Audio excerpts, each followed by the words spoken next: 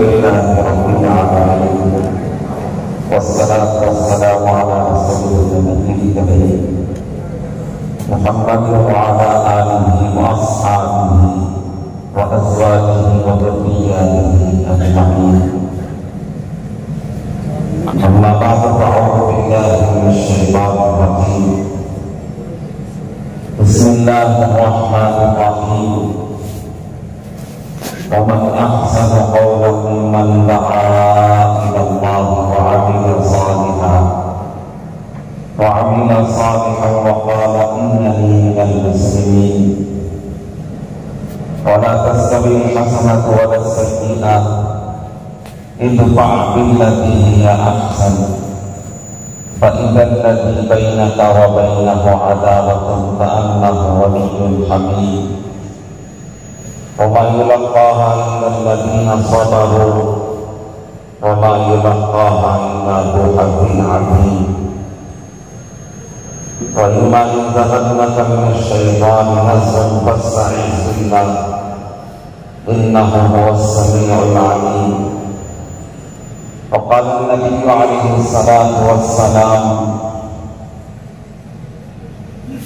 لا يؤمن أحدكم حتى يكون هواه تبعا لما جئت به. وقال عليه الصلاة والسلام: بدأ الإسلام غريبا وسيعود كما بدأ فطوبى للغرباء الذين يصلحون ما أفسد الناس أو كما قال رسول الله صلى الله عليه وسلم.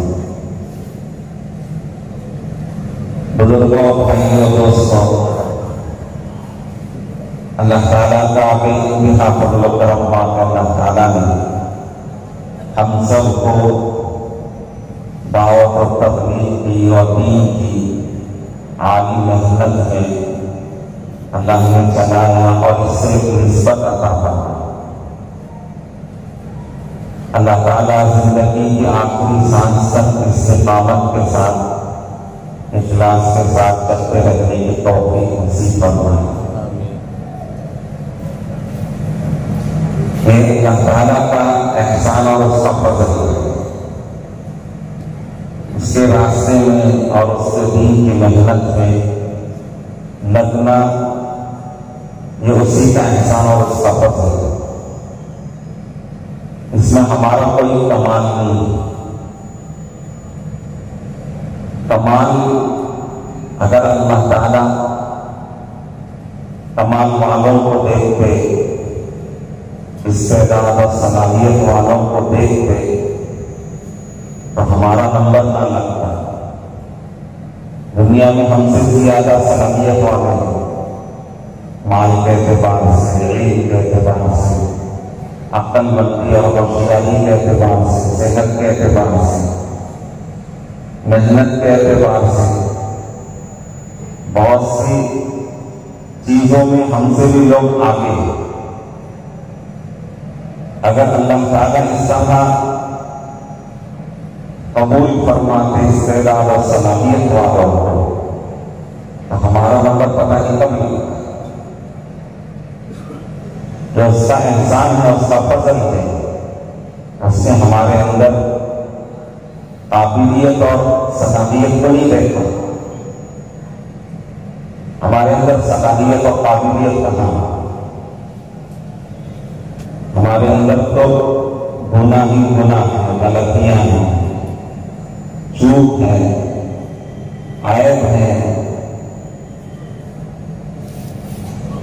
یہ اللہ کا احسان ہے کہ اللہ نے ہماری غلطیوں اور کوتاہیوں پر، عیبوں پر پردہ ڈال دیا.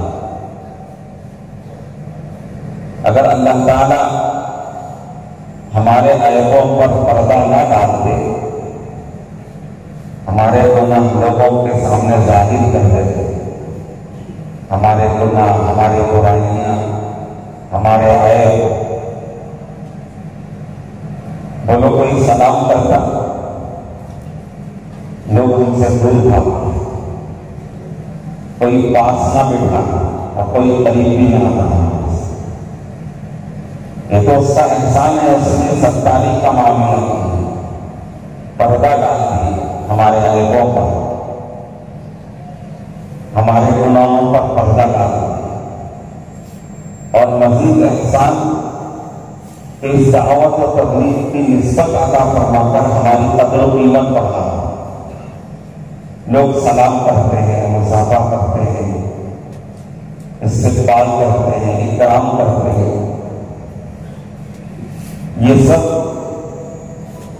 اس محنت کا نتیجہ ہے، اس محنت کی برکت ہے، دعوت کی قدر و قیمت کی وجہ سے۔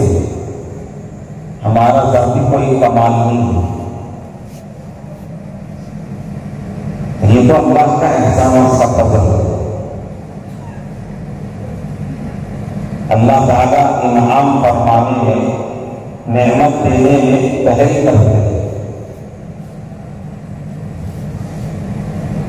دعاؤں میں آتا ہے یا مبدی النعم بلا استحقاقها، اے نعمت کی ابتدا کرنے والے بغیر کسی استحقاق و قابلیت کے۔ اللہ تعالیٰ نعمت دینے میں پہل کرتے ہیں، استحقاق اور صلاحیت نہیں دیتے ہیں، اپنے فضل سے دیتے ہیں۔ اب اس کے بعد اللہ تعالیٰ کہتے ہیں اب اس کی قدر کرو، اس نعمت کی قدر کرو۔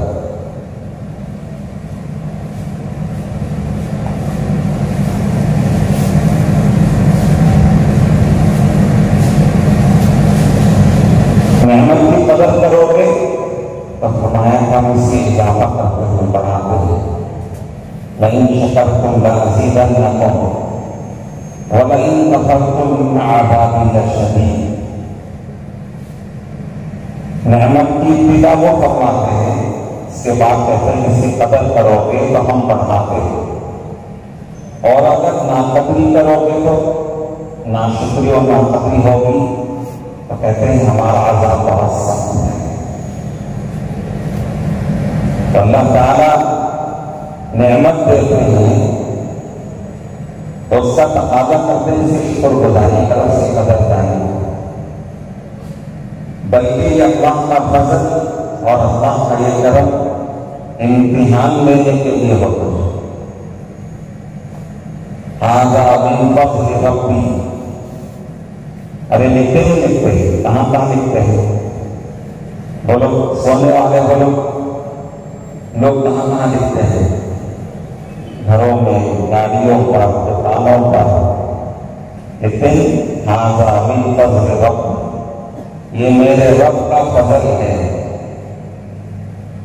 اس جملے کو تو لکھتے ہیں لیکن آگے کا کیا جملہ ہے وہ لکھتے نہیں اور بولتے ہی کم نہیں۔ آگے کیا کہتے ہیں اللہ تعالیٰ؟ حضرت سلیمان علیہ السلام کا یہ قول ہے، اللہ نے قیامت تک آنے والے انسانوں کو سبق سکھانے کے لیے اس کو بیان کیا۔ کیا فرمایا؟ ھذا من فضل ربی، یہ میرے رب کا فضل ہے۔ کیوں ہے یہ میرے رب کا فضل؟ لیبلونی، تاکہ میرا امتحان دے۔ اشکر ام اکفر، میں شکر گزاری کرتا ہوں کہ ناشکری کرتا ہوں۔ یہ آیت پوری ہے، ھذا من فضل ربی لیبلونی اشکر ام اکفر، یہ میرا رب کا فضل ہے اور میرے امتحان کے لیے کہ اللہ نے جو انعام دیا ہے، نعمت دی ہے، یہ میرے امتحان کے لیے کہ میں اس نعمت کی قدر کرتا ہوں کہ یا ناقدری کرتا ہوں۔ تو اللہ کی یہ نعمت ہے، اللہ کا فضل ہے کہ اللہ نے ہماری کوتاہیوں کے باوجود، کمزوریوں کے باوجود اللہ نے اس کام میں ہم کو چلایا ہے۔ اب اللہ کہتے ہیں اس کی قدر دانی کرو، شکر گزاری کرو۔ نعمت کی قدر دانی اور شکر گزاری اس کو کہتے ہیں۔ شکر گزاری کے 3 درجے ہیں، زبان سے کہنا اے اللہ تیرا شکر ہے، اے اللہ تیرا فضل ہے، تو نے کرم فرمایا، تو نے انعام فرمایا، تیرا شکر ہے۔ یہ شکر کا ادنا درجہ ہے، چھوٹا درجہ ہے۔ اس سے اوپر کا درجہ دل سے بھی یہ کیفیت ہو، دل سے بھی یہ اقرار کرے، دل میں اس کا احساس ہو کہ اللہ نے میرے اندر قابلیت کو نہیں دیکھا، بغیر استحکام کے اللہ نے مجھ پر یہ فضل فرمایا ہے۔ میں اس کے لائق نہیں تھا، لیکن اللہ نے مجھ پر کرم فرمایا، اللہ نے مجھ پر احسان فرمایا، میں اس قابل نہیں تھا۔ یہ دل سے اس کا احساس ہے، دل سے شکر ادا کر، اے اللہ تیرا شکر ہے، تو نے بغیر کسی استحقاق اور قابلیت کے تو نے مجھے عطا فرمایا۔ اس سے اعلیٰ درجہ شکر کا، اور جو اللہ تعالیٰ چاہتے ہیں، مطلوب ہے، وہ یہ ہے کہ جو نعمت اللہ نے دی ہے، جس مقصد کے لیے دی، اس مقصد پہ اس کو لگانا، اس نعمت کو اللہ کی رضامندی میں خرچ کرنا، یہ نعمت کی صحیح قدردانی اور شکر گزاری یہ ہو۔ مثال طور اللہ نے کسی کو مال دیا ہے، تو مال کی شکر گزاری اور قدردانی کیا ہے؟ پہلے دیکھے کہ اس میں اللہ کے احکامات کیا ہیں، زکوٰۃ دے، حج کرے، اور بندوں کے اس میں کن کے حقوق ہیں وہ حقوق ادا کرے، اور خیر کے اچھے کاموں میں خرچ کرے جسے اللہ کو پسند ہے۔ یہ مال کی قدردانی اور شکر گزاری ہے۔ نعمت مال کی ناقدری اور ناشکری گناہوں میں لگا دیا، خدا کی نافرمانی میں لگایا ہے۔ جن بندوں کے حقوق پہ وہ حقوق نہیں دیے، زکوٰۃ نہیں دی، حج نہیں کیا، یہ مال کی ناقدری ہے، ناشکری ہے۔ چاہے وہ صبح سے شام تک تسبیح لے کے بیٹھ جائے اور کہے کہ اللہ تیرا شکر ہے، تو نے مجھے بہت دی، بولے اس سے شکر گزاری ہوگی؟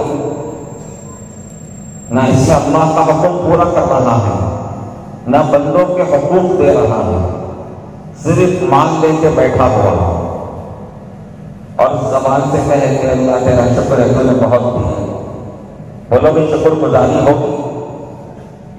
جی نہیں، شکر نہ ہوگی نا، شکر گزاری سے ادا نہیں ہو۔ ہم اس آدمی کے بارے میں جسے اللہ نے مال دیا، اس سے وہ اللہ کا حکم نہیں پورا کر رہا ہے اور حقوق نہیں ادا کر رہا ہے، اپنے پاس رکھا ہوا ہے، تو ہم کہتے ہیں کہ وہ نعمت کی ناقدری کر رہا ہے، ناشکری کر رہا ہے۔ اب ہمارے بارے میں بتائیے کہ صرف یہ کہہ دینا کہ اللہ تو نے ہم کو دعوت کا کام دیا، دعوت اور تبلیغ میں لگایا، صرف زبان سے یہ کہہ دینا کافی ہے؟ نہ روزانہ کے 2.5 گھنٹے لگ رہے ہیں، نہ ماہانہ کے 3 دن پابندی سے لگ رہے ہیں، نہ سالانہ چلہ اور 4 مہینے لگ رہے ہیں، اور نہ ہی تقاضوں کو پورا کیا جا رہا ہے، نہ جان و مال ہمارا دین و دعوت کی محنت پہ نہیں لگ رہا ہے۔ صرف یہ کہہ دے کہ اللہ تیرا شکر ہے، تو نے ہم کو دعوت کا کام دیا، دین کی محنت میں لگایا، دعوت و تبلیغ میں لگایا، تو ایک کہہ دینے سے شکر ادا ہو جائے گا؟ جی بولو، اڑنے والے سونے والے دیکھو آس پاس، کیا بھی بولو شکر ہوگا؟ صرف زبان سے کہہ دینے سے اے اللہ تیرا شکر ہے، تیرا فضل ہے، تو نے ہمیں دعوت کے کام میں لگایا، نہ ترتیب ہے نہ تقاضوں پر چل رہے ہیں، تو کیسے شکر گزاری ہوگی؟ اس نعمت کی اور اس فضل کی اور اللہ کے اس کرم کی شکر گزاری اور قدردانی یہ ہے کہ ہماری فکریں، ہماری سوچ، ہمارے جذبات وہ ہوں جو رسول پاک صلی اللہ علیہ وسلم کے اور صحابہ رضی اللہ اجمعین کے تھے. ہماری سوچ بدل جائے، ہماری فکریں بدل جائے. ہماری سوچ اور فکر یہ نہیں کہ ہم دنیا کی چیزوں میں آگے بڑھتے چلے جائیں. بھائی اور تھوڑی دیر لائٹ کو جلا کے رکھو تاکہ بیان سننے والے آنکھ کھول کے سن سکیں. اندھیرا ہو تو نیند آ جائے. ویسے صبح کا وقت پہلے ہی ٹھنڈا اور سکون کا ہوتا ہے. تو وہ کیا کہہ رہا تھا جی؟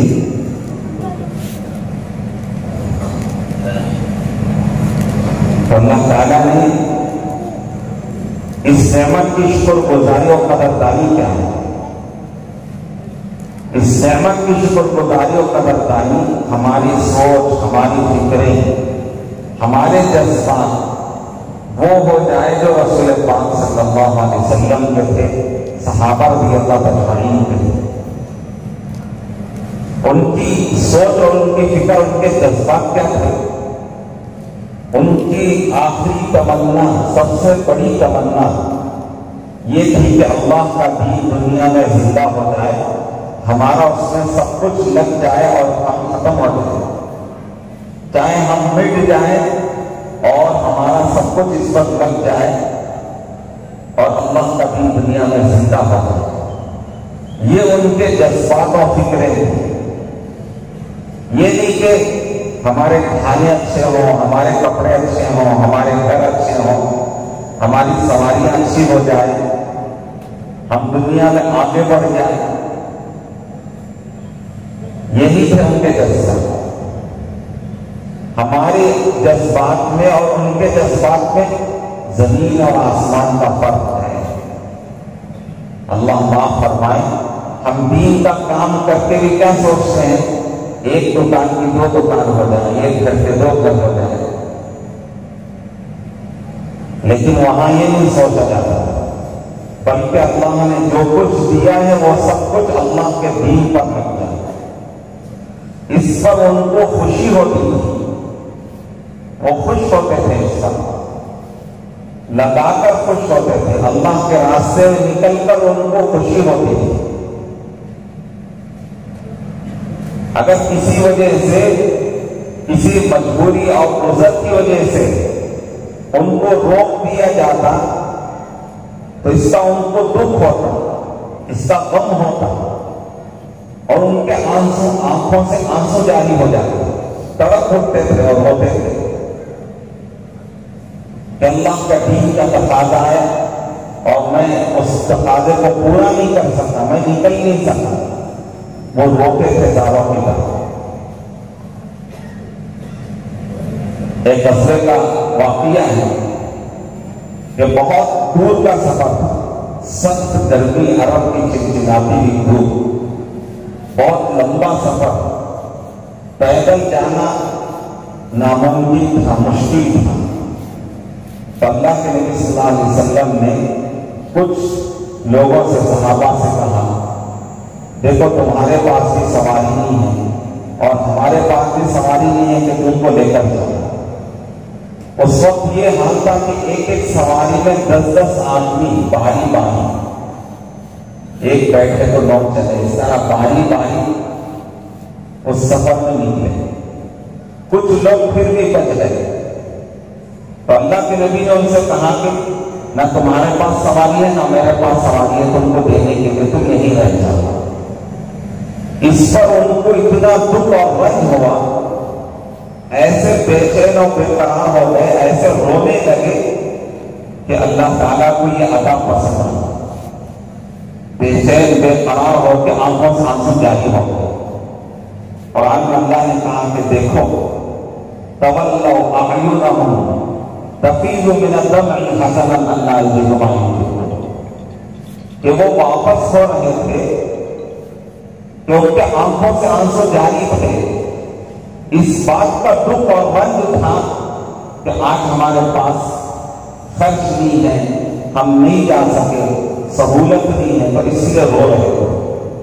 اللہ تعالیٰ ان کی وہ کیفیت بیان کر رہا ہے، یہ ان کے جذبات تھے کہ مشورے سے، مجبوری سے وہ روک دیا جاتا تو وہ تڑپ اٹھتے تھے، ان کو اس کا دکھ ہوتا تھا، رنج ہوتا تھا۔ ہماری طرح نہیں کہ کوئی عذر رکھ لیا، مشورے والوں نے کہا کہ ٹھیک ہے تم رہ جاؤ۔ تو آپ بتاؤ کہ تقاضا کیا ہوتا ہے دین کا؟ کیا مشورے والے کہہ دینے سے کیا وہ تقاضے کا ثواب ملے گا، انعام ملے گا؟ انعام تو نہیں ملے گا، محرومی ہو۔ اس لیے صحابہ رضی اللہ اجمعین کی نگاہیں وہ دیکھتی کہ اس تقاضے کو پورا کرنے پر اللہ کیا دینے والے ہیں۔ اللہ کے یہاں جو محبت ملنے والی ہے، جو قبولیت ملنے والی ہے، ہم اس سے محروم ہو گئے۔ چاہے مجبوری کی وجہ سے، عذر کی وجہ سے مشورے والوں نے کہہ دیا کہ ٹھیک ہے تم رہ جاؤ، لیکن وہ جانتے تھے کہ مشورے والوں کے روکنے سے وہ قبولیت اور وہ درجہ، وہ انعام کیسے ملے، اس سے میں محروم ہو گیا، یہ دکھ ہو جاتا۔ یہ کیفیت بنے اللہ کے راستے میں چلتے چلتے، ہماری یہ کیفیت بنے کہ ہمارا جینا مرنا اللہ کے لیے ہو جائے، ہمارا قیام کرنا، اللہ کے راستے میں جانا اپنی مرضی سے نہیں،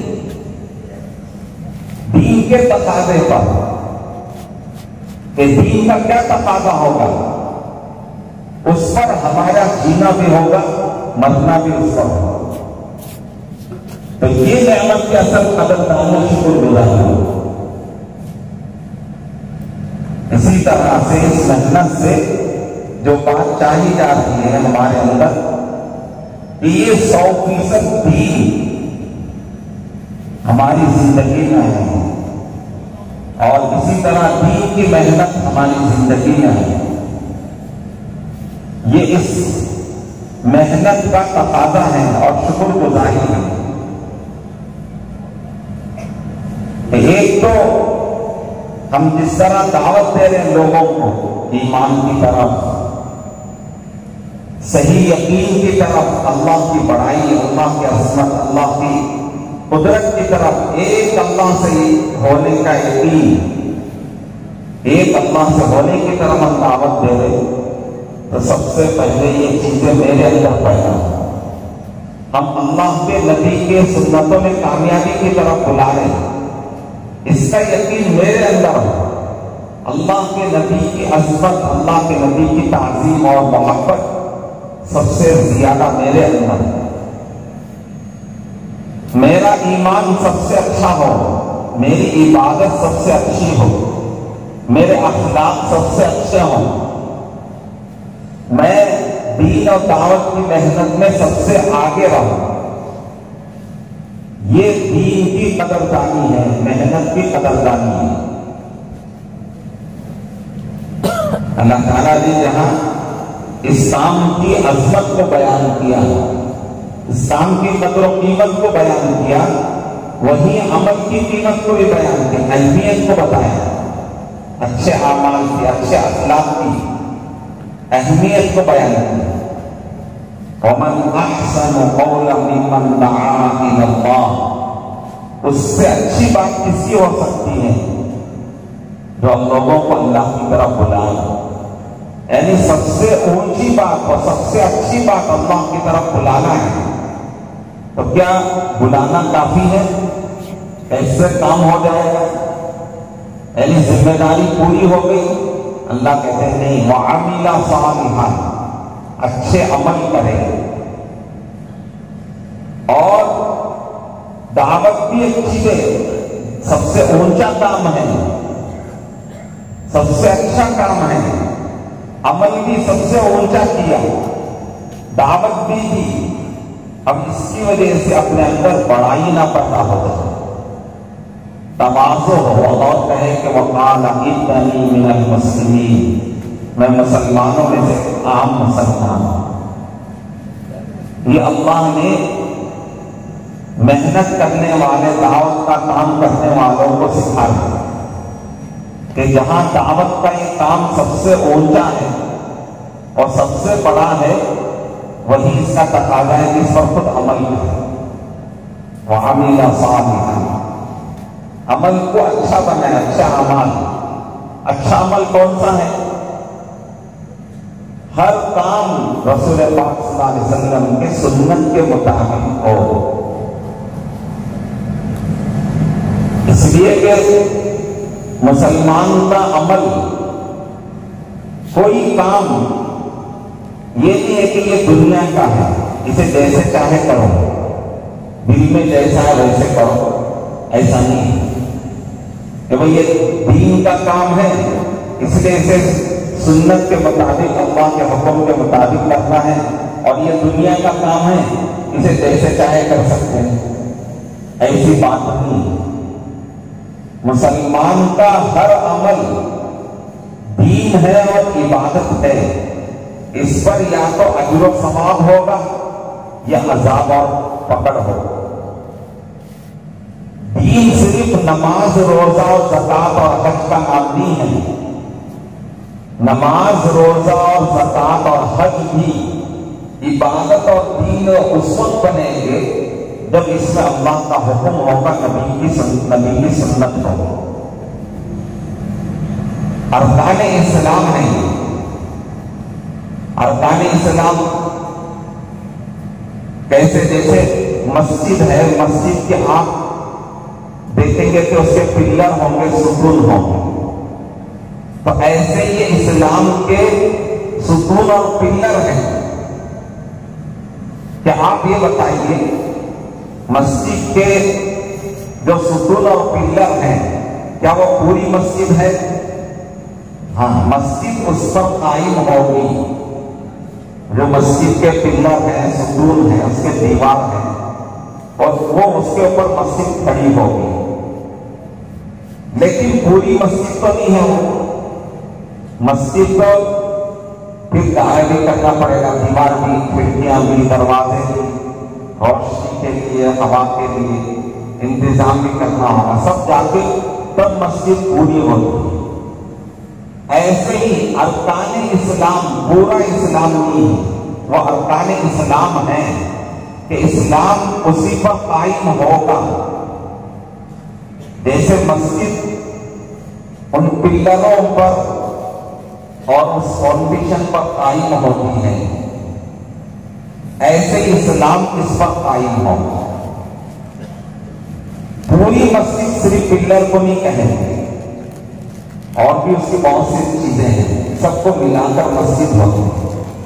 ایسے ہی اسلام بھی، ارکان اسلام نماز، روزہ اور زکوٰۃ اور حج، اس پر اسلام قائم ہوتا ہے۔ ان پورا اسلام اور دین کس کو کہتے ہیں؟ پیدا ہونے سے لے کر دنیا سے جانے تک ہر عمل کو حضرت رسول پاک صلی اللہ علیہ وسلم کے سنت کے موافق کرنا۔ ہر عمل سکھایا آپ صلی اللہ علیہ وسلم نے، جیسے وضو کرنے کا طریقہ سکھایا، اور نماز پڑھنے کا طریقہ سکھایا، روزہ رکھنے اور زکوٰۃ اور حج کرنے کا طریقہ سکھایا، ایسے اللہ کے نبی صلی اللہ علیہ وسلم نے معاملات کا طریقہ بھی سکھایا۔ تو غلطیوں کا اللہ کا پکڑ ہوگا، عذاب ہوگا۔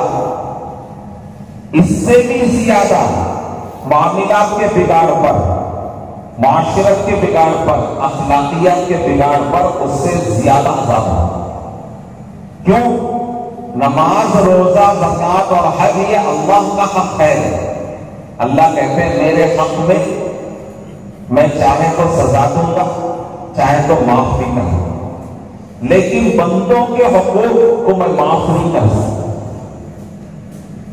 جب تک بندے کا حق نہیں دو گے یا وہ معاف نہیں کرے گا، میں نہیں معاف کروں گا۔ تو اس لیے دین ان سب چیزوں کا نام ہے کہ جیسے ہم نماز کو سیکھ کر کر رہے ہیں، روزہ سیکھ کر رکھتے ہیں، حج سیکھ کر کرتے ہیں، ایسے ہمارے معاملات بھی اسے بھی سیکھنا ہوگا.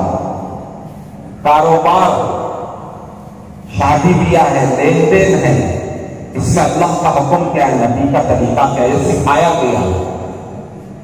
ارے قرآن میں اللہ تعالیٰ مثال دے رہا ہوں، ایک آیت ہے دیکھنے کے اعتبار سے بڑی آیت ہے، بہت بڑی آیت، قرآن کی سب سے بڑی آیت ہے. فضیلت کے اعتبار سے آیت الکرسی سب سے بڑی آیت ہے، بڑی فضیلت کا. لیکن الفاظ کے اعتبار سے ایک آیت ہے سورہ بقرہ میں بڑی، جس میں اللہ تعالیٰ نے قرض کا معاملہ کیسے کرنا چاہیے وہ سکھا رہے ہیں. یا ایھا الذین آمنوا اذا تداینتم بدین الی اجل مسمى فاکتبوا ولیکتب بینکم کاتب بالعدل. اے ایمان والو، جب تم قرض کا معاملہ کرو تو کیا ہونا چاہیے؟ کہاں تو اسے لکھ لینا چاہیے. تم دونوں کے درمیان تیسرا آدمی لکھے. وَلْيَكْتُبْ بَيْنَكُمْ كَاتِبٌ بِالْعَدْلِ، تمہارے درمیان انصاف کے ساتھ ایک لکھنے والا لکھے کہ کس نے قرض دیا، کس نے قرض دیا، کتنا قرض دیا اور کتنے دن کے لیے دیا، کب واپس کرے. یہ سکھایا اللہ تعالیٰ. اللہ نے ایسی چیزیں سکھائی قرآن اور حدیث میں. ہم سمجھتے ہیں کہ دین نہیں، یہ میرا ذاتی معاملہ نہیں، بلکہ یہ دین ہے. معاملات کا صحیح ہونا، معاشرت کا صحیح ہونا، اخلاقیات کا صحیح ہونا، حتیٰ کہ جانوروں کے ساتھ حقوق بتائے، اس کی کمی پر بھی آدمی جہنم میں چلا جاتا ہے. اس کے ساتھ جانوروں کے ساتھ احسان کرتا ہے تو بھی اجر و ثواب ہے. آپ نے بارہا سنا ہے، ایک پیاسے کتے کو ایک گنہگار نے پانی پلا دیا تو اللہ نے اس کی بخشش کر دی. جنگل بیابان میں ایک آدمی جا رہا تھا تو اسے پیاس لگی، وہ پانی پیا کنویں سے.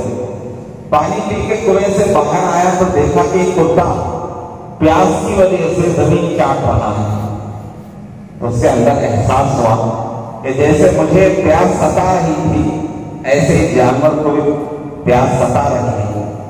وہ موزہ چمڑے کا سانس لیا اور کنویں میں اترا، اس نے پانی بھر کے اس کتے کو پلا دیا. اس وقت کے نبی پر اللہ نے وحی بھیجی کہ اللہ نے اس کے سارے گناہ معاف کر دیا. اور ایک ناپاک کتا جانور جس کا جھوٹا ناپا، اس کے ساتھ اچھا سلوک کیا تو اللہ نے گناہ معاف. اسی طرح کی ایک روایت آتی ہے، ایک عورت نے بلی کو باندھ کے رکھ دیا، اسے کھانا پینا نہیں دیا اور نہ اسے کھول کے چھوڑا کہ وہ جا کے کھا لیتے، اپنی روزی ڈھونڈ لیتے، کھا لیتے. لیکن اس نے کھول کے چھوڑا بھی نہیں اور کھانا بھی نہیں، وہ بھوکی مر گئی. اس کی وجہ سے اللہ نے اسے جہنم میں ڈالا. دیکھ رہے یعنی جانوروں کے ساتھ بھی آدمی غلط سلوک کرتا ہے تو اللہ کی یہاں اس کا عذاب اور پکڑ ہے. تو یہ دین ہے. اس لیے میں نے بتایا کہ پیدا ہونے سے لے کر دنیا سے جانے تک ہر عمل ہمارا صحیح ہو جائے، یہ اللہ تقاضا کر رہا ہے. عبادات کا دین، معاملات کا دین، معاشرت کا دین، اخلاقیات کا دین. اللہ کے نبی صلی اللہ علیہ وسلم نے ایک مرتبہ پوچھا صحابہ سے کہ میری امت کا مفلس کون ہے؟ کہ کسی نے کہا کہ جس کے پاس درہم نہ، کھانے کے لیے کھانا نہ، رہنے کے لیے مکان نہ. آپ نے فرمایا کہ نہیں، میری امت کا مفلس وہ ہے جو قیامت میں آئے ڈھیر ساری نیکیاں لے کر آئے، نماز، روزہ، زکوٰۃ اور حج، بے حساب نیکیاں لے کے آئے. اتنی ساری نیکیاں لے کے آئے لیکن لوگوں کا حق نہیں ادا کیا، معاملات گڑبڑ تھے. کسی کو ناحق گالی دیا تھا، کسی کو ناحق کسی پر تہمت لگائی تھی، کسی کو ذلیل و رسوا کیا تھا، کسی کی عزت کے ساتھ مذاق اڑایا. اور کسی کو تکلیف دی تھی، کسی کو مارا تھا، کسی کا پیسہ واپس نہیں کیا، کسی کا قرض لیا واپس نہیں کیا، کہتے ہیں کہ یہ سب کل قیامت میں آئیں گے اور اللہ کے سامنے کہیں گے کہ اللہ اس نے ہمارے ساتھ یہ سلوک کیا۔ مال والا کہے گا کہ اللہ اس نے کاروبار میں مال لیا، پیسے نہیں دیے۔ اب اللہ تعالیٰ کیا کریں گے؟ وہاں پیسے نہیں ہوں گے دینے کے لیے، وہاں کی کرنسی نیکیاں ہیں۔ ارے بولو کیا ہے؟ ہاں، سونے والے۔ قیامت میں آخرت کی کرنسی کیا ہے؟ پیسہ ہے، نیکیاں ہیں۔ تو اللہ تعالیٰ اس کے بدلے میں اس کی نیکیاں اٹھا کر سے دے دیں گے۔ قرض دار آئیں گے، کہیں گے اللہ اس نے قرض لیا واپس نہیں کیا، اللہ اس کی نیکیاں اٹھا کر سے دے دیں گے۔ رشتہ دار بھائی بہن آئیں گے، کہیں گے اللہ اس نے وراثت میں ہمارا حصہ تھا واپس نہیں دیا، نہیں اس نے واپس ہمارا حصہ کیا نہیں، تو اللہ تعالیٰ نیکیاں اٹھا کر اسے دے دیں گے۔ لوگ کہیں گے اللہ اس نے ہم کو ستایا تھا، تکلیف دی تھی، گالی دی تھی، مارا تھا۔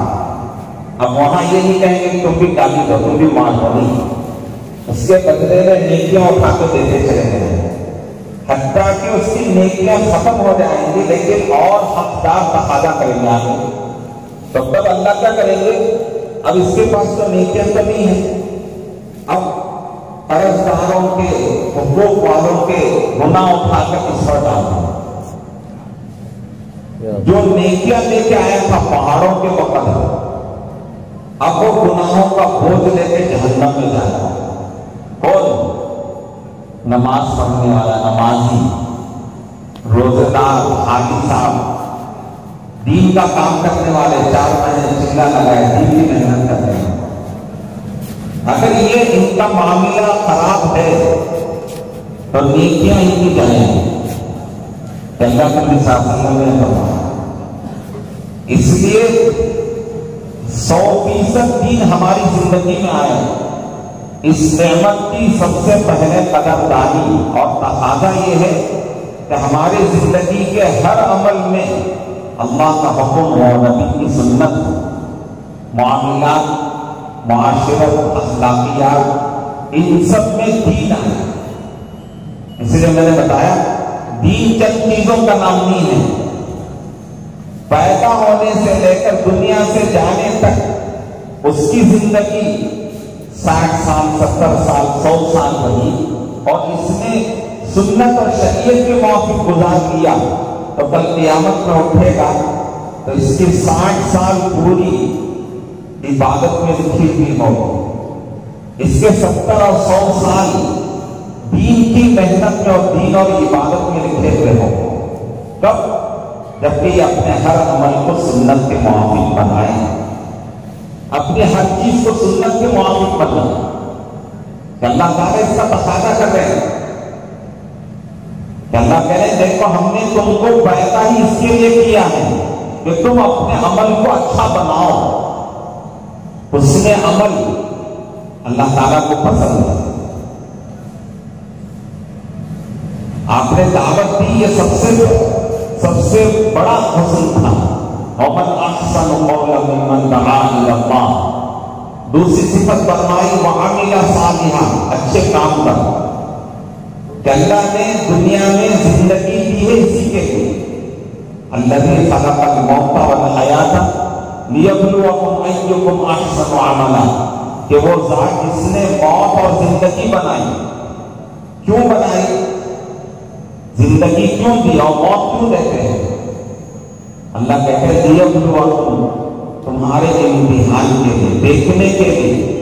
کیا دیکھنا چاہتے ہیں اللہ تعالیٰ؟ کہ کون کتنا کمائے گا، جی کس کے کپڑے اچھے ہوں گے، کھانا کس کا اچھا ہوگا، گھر کس کا اچھا ہوگا، یہ دیکھنا چاہیں گے؟ اللہ کہتے ہیں نہیں، لِيَبْلُوَكُمْ أَيُّكُمْ أَحْسَنُ عَمَلًا، ہم دیکھنا چاہتے ہیں، تمہارا امتحان لینا چاہتے ہیں، تم میں سب سے اچھا عمل کون کرے؟ أَيُّكُمْ أَحْسَنُ عَمَلًا، سب سے اچھا عمل۔ عربی دان علماء جانتے ہیں، عربی جاننے والے، احسن کس کو کہتے ہیں؟ اس میں تفضیل ہے۔ حسن کہتے ہیں ٹھیک ہے، اچھا، احسن سب سے اچھا، جیسے کبیر بڑا، اکبر سب سے بڑا، اللہ اکبر کیا مانے؟ اللہ سب سے بڑے ہیں۔ ایسے ہی حسن ٹھیک ہے، اچھا ہے، احسن سب سے اچھا۔ اللہ کہہ رہے ہیں ہم نے تم کو دنیا میں زندگی دی اور پھر موت دیتے ہیں، کیوں؟ یہ دیکھنے کے لیے کہ تم میں سب سے اچھا عمل کون ہے، ایُّکم احسن عملا، کہ تم میں سب سے اچھا عمل کون کرے، سب سے اچھا ایمان کون بنا کے لائیں گے، سب سے زیادہ محبت اللہ کی، اللہ کے نبی کی کس کے دل میں ہوگی، اللہ اور اس کے رسول کی اطاعت اور فرما برداری سب سے زیادہ کس کے اندر ہوگی، نماز سب سے اچھی کس کی ہوگی، اور اخلاق سب سے اچھے کس کے پاس ہوں گے، یہ اللہ کہہ رہے ہم یہ دیکھنا چاہتے ہیں۔ زبان سب سے اچھی کس کی ہوگی، میٹھی ہو، میٹھے بول، یہ اللہ دیکھنا چاہتے ہیں۔ اس کے بنانے کے لیے اللہ نے دنیا میں بھیجا ہے۔ جیسے دنیا میں آدمی دنیا کی چیزوں میں چاہتا ہے کہ اچھی ہو، ارے چاہتے نہیں چاہتا، کھانا اچھا ہو، کپڑا اچھا ہو، گھر اچھا ہو، سواری اچھی ہو، بستر اچھا ہو، چاہتے نہیں چاہتے جی؟ یہ کوئی غلط چیز نہیں ہے، آدمی کا ایک مزاج ہے، کپڑے اچھے ہونا چاہیے اور ڈھنگ کے ہونا چاہیے، فٹ ہونا چاہیے، میں ادھورے چلے گئے، ایک حسین ہے ایک حسین نہیں، چلے گئے، جی پاجامے میں ایک اظہار ہے ایک نہیں ہے، چلے گئے، بولو چلے گئے، ادھورا ناقص۔ کھانا کچا چلے گا، کچا پکا کھائیں گے، مرچ نمک کم زیادہ ہو تو چلے گا، نہیں چلتا ہے۔ جوتا ایک چھوٹا ایک بڑا چلے گا وہ نہیں۔ ساری چیزوں دنیا کی چیزوں میں چاہتا ہے کہ برابر ہونا چاہیے، اچھی ہونا چاہیے، برابر فٹ ہونا چاہیے۔ اللہ بھی کہتے ہیں کہ دیکھو عمل بھی ہم ایسے چاہتے ہیں، تمہاری نماز بھی ایسی، تمہاری زندگی کا ہر عمل بھی ایسے ہونا چاہیے، جیسے تم کھانا اچھا چاہتے ہیں، پوری طرح پکا ہوا ہو اور مرچ مسالہ سب برابر ہو، لذیذ ہو۔ اللہ چاہتے ہیں عمل بھی پورا ہو اور اچھا ہو۔ کپڑے میں جیسے اچھا کپڑا چاہتا ہے، برابر فٹ چاہتا ہے، چپل اور جوتے میں بھی اچھے ہوں، برابر فٹ ہونا چاہیے۔ یہ آدمی کا مزاج ہے، یہ اچھی چیز ہے، یہ کوئی غلط نہیں ہے۔ غلط یہ ہے کہ دنیا کی چیزوں میں تو یہ چاہے لیکن دین اور عمل میں کوئی چلے گا۔ اللہ غفور الرحیم ہے، قبول کرتے ہیں۔ وضو الٹا سیدھا چلے گا، نماز الٹی سیدھی چلے گی، کاروبار میں گڑبڑ چلے گا، چلے گا۔ جیسے یہ فنا ہونے والی وقتی ضرورت اس سے نہیں چل سکتی ہے، تو اللہ نے جس مقصد کے لیے زندگی دیا ہے، جس مقصد کے لیے دنیا بنائی اور اس میں انسانوں کو پیدا کیا اور زندگی کی، اس سے کیسے چلے گا؟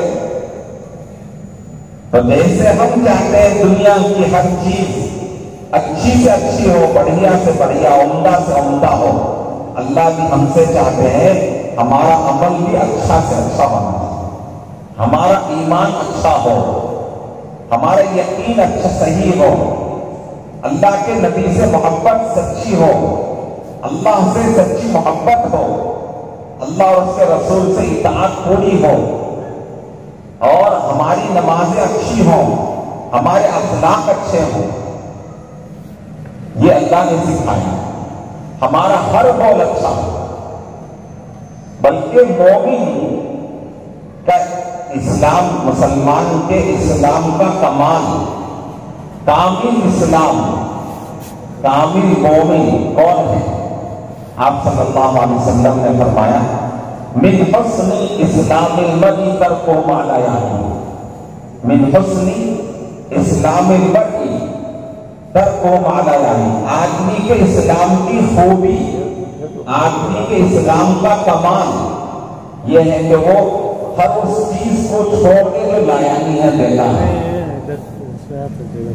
تو لایانی چیز تک چھوڑنا ہے، غلط چیز تو کرنا ہی نہیں ہے، خدا کی نافرمانی تو کرنا ہی نہیں ہے، نبی کے سنت کے خلاف تو کرنا ہی نہیں ہے، حتیٰ کہ بیکار کام بیکار بات بھی نہیں کرنا، یعنی جس میں نہ دنیا کا فائدہ نہ آخرت کا فائدہ.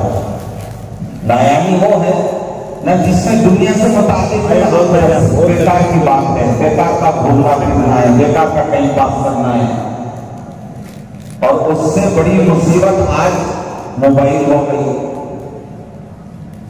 گناہ تو اللہ تعالیٰ ہی حفاظت فرمائے، آنکھ کا گناہ، دل و دماغ کا گناہ،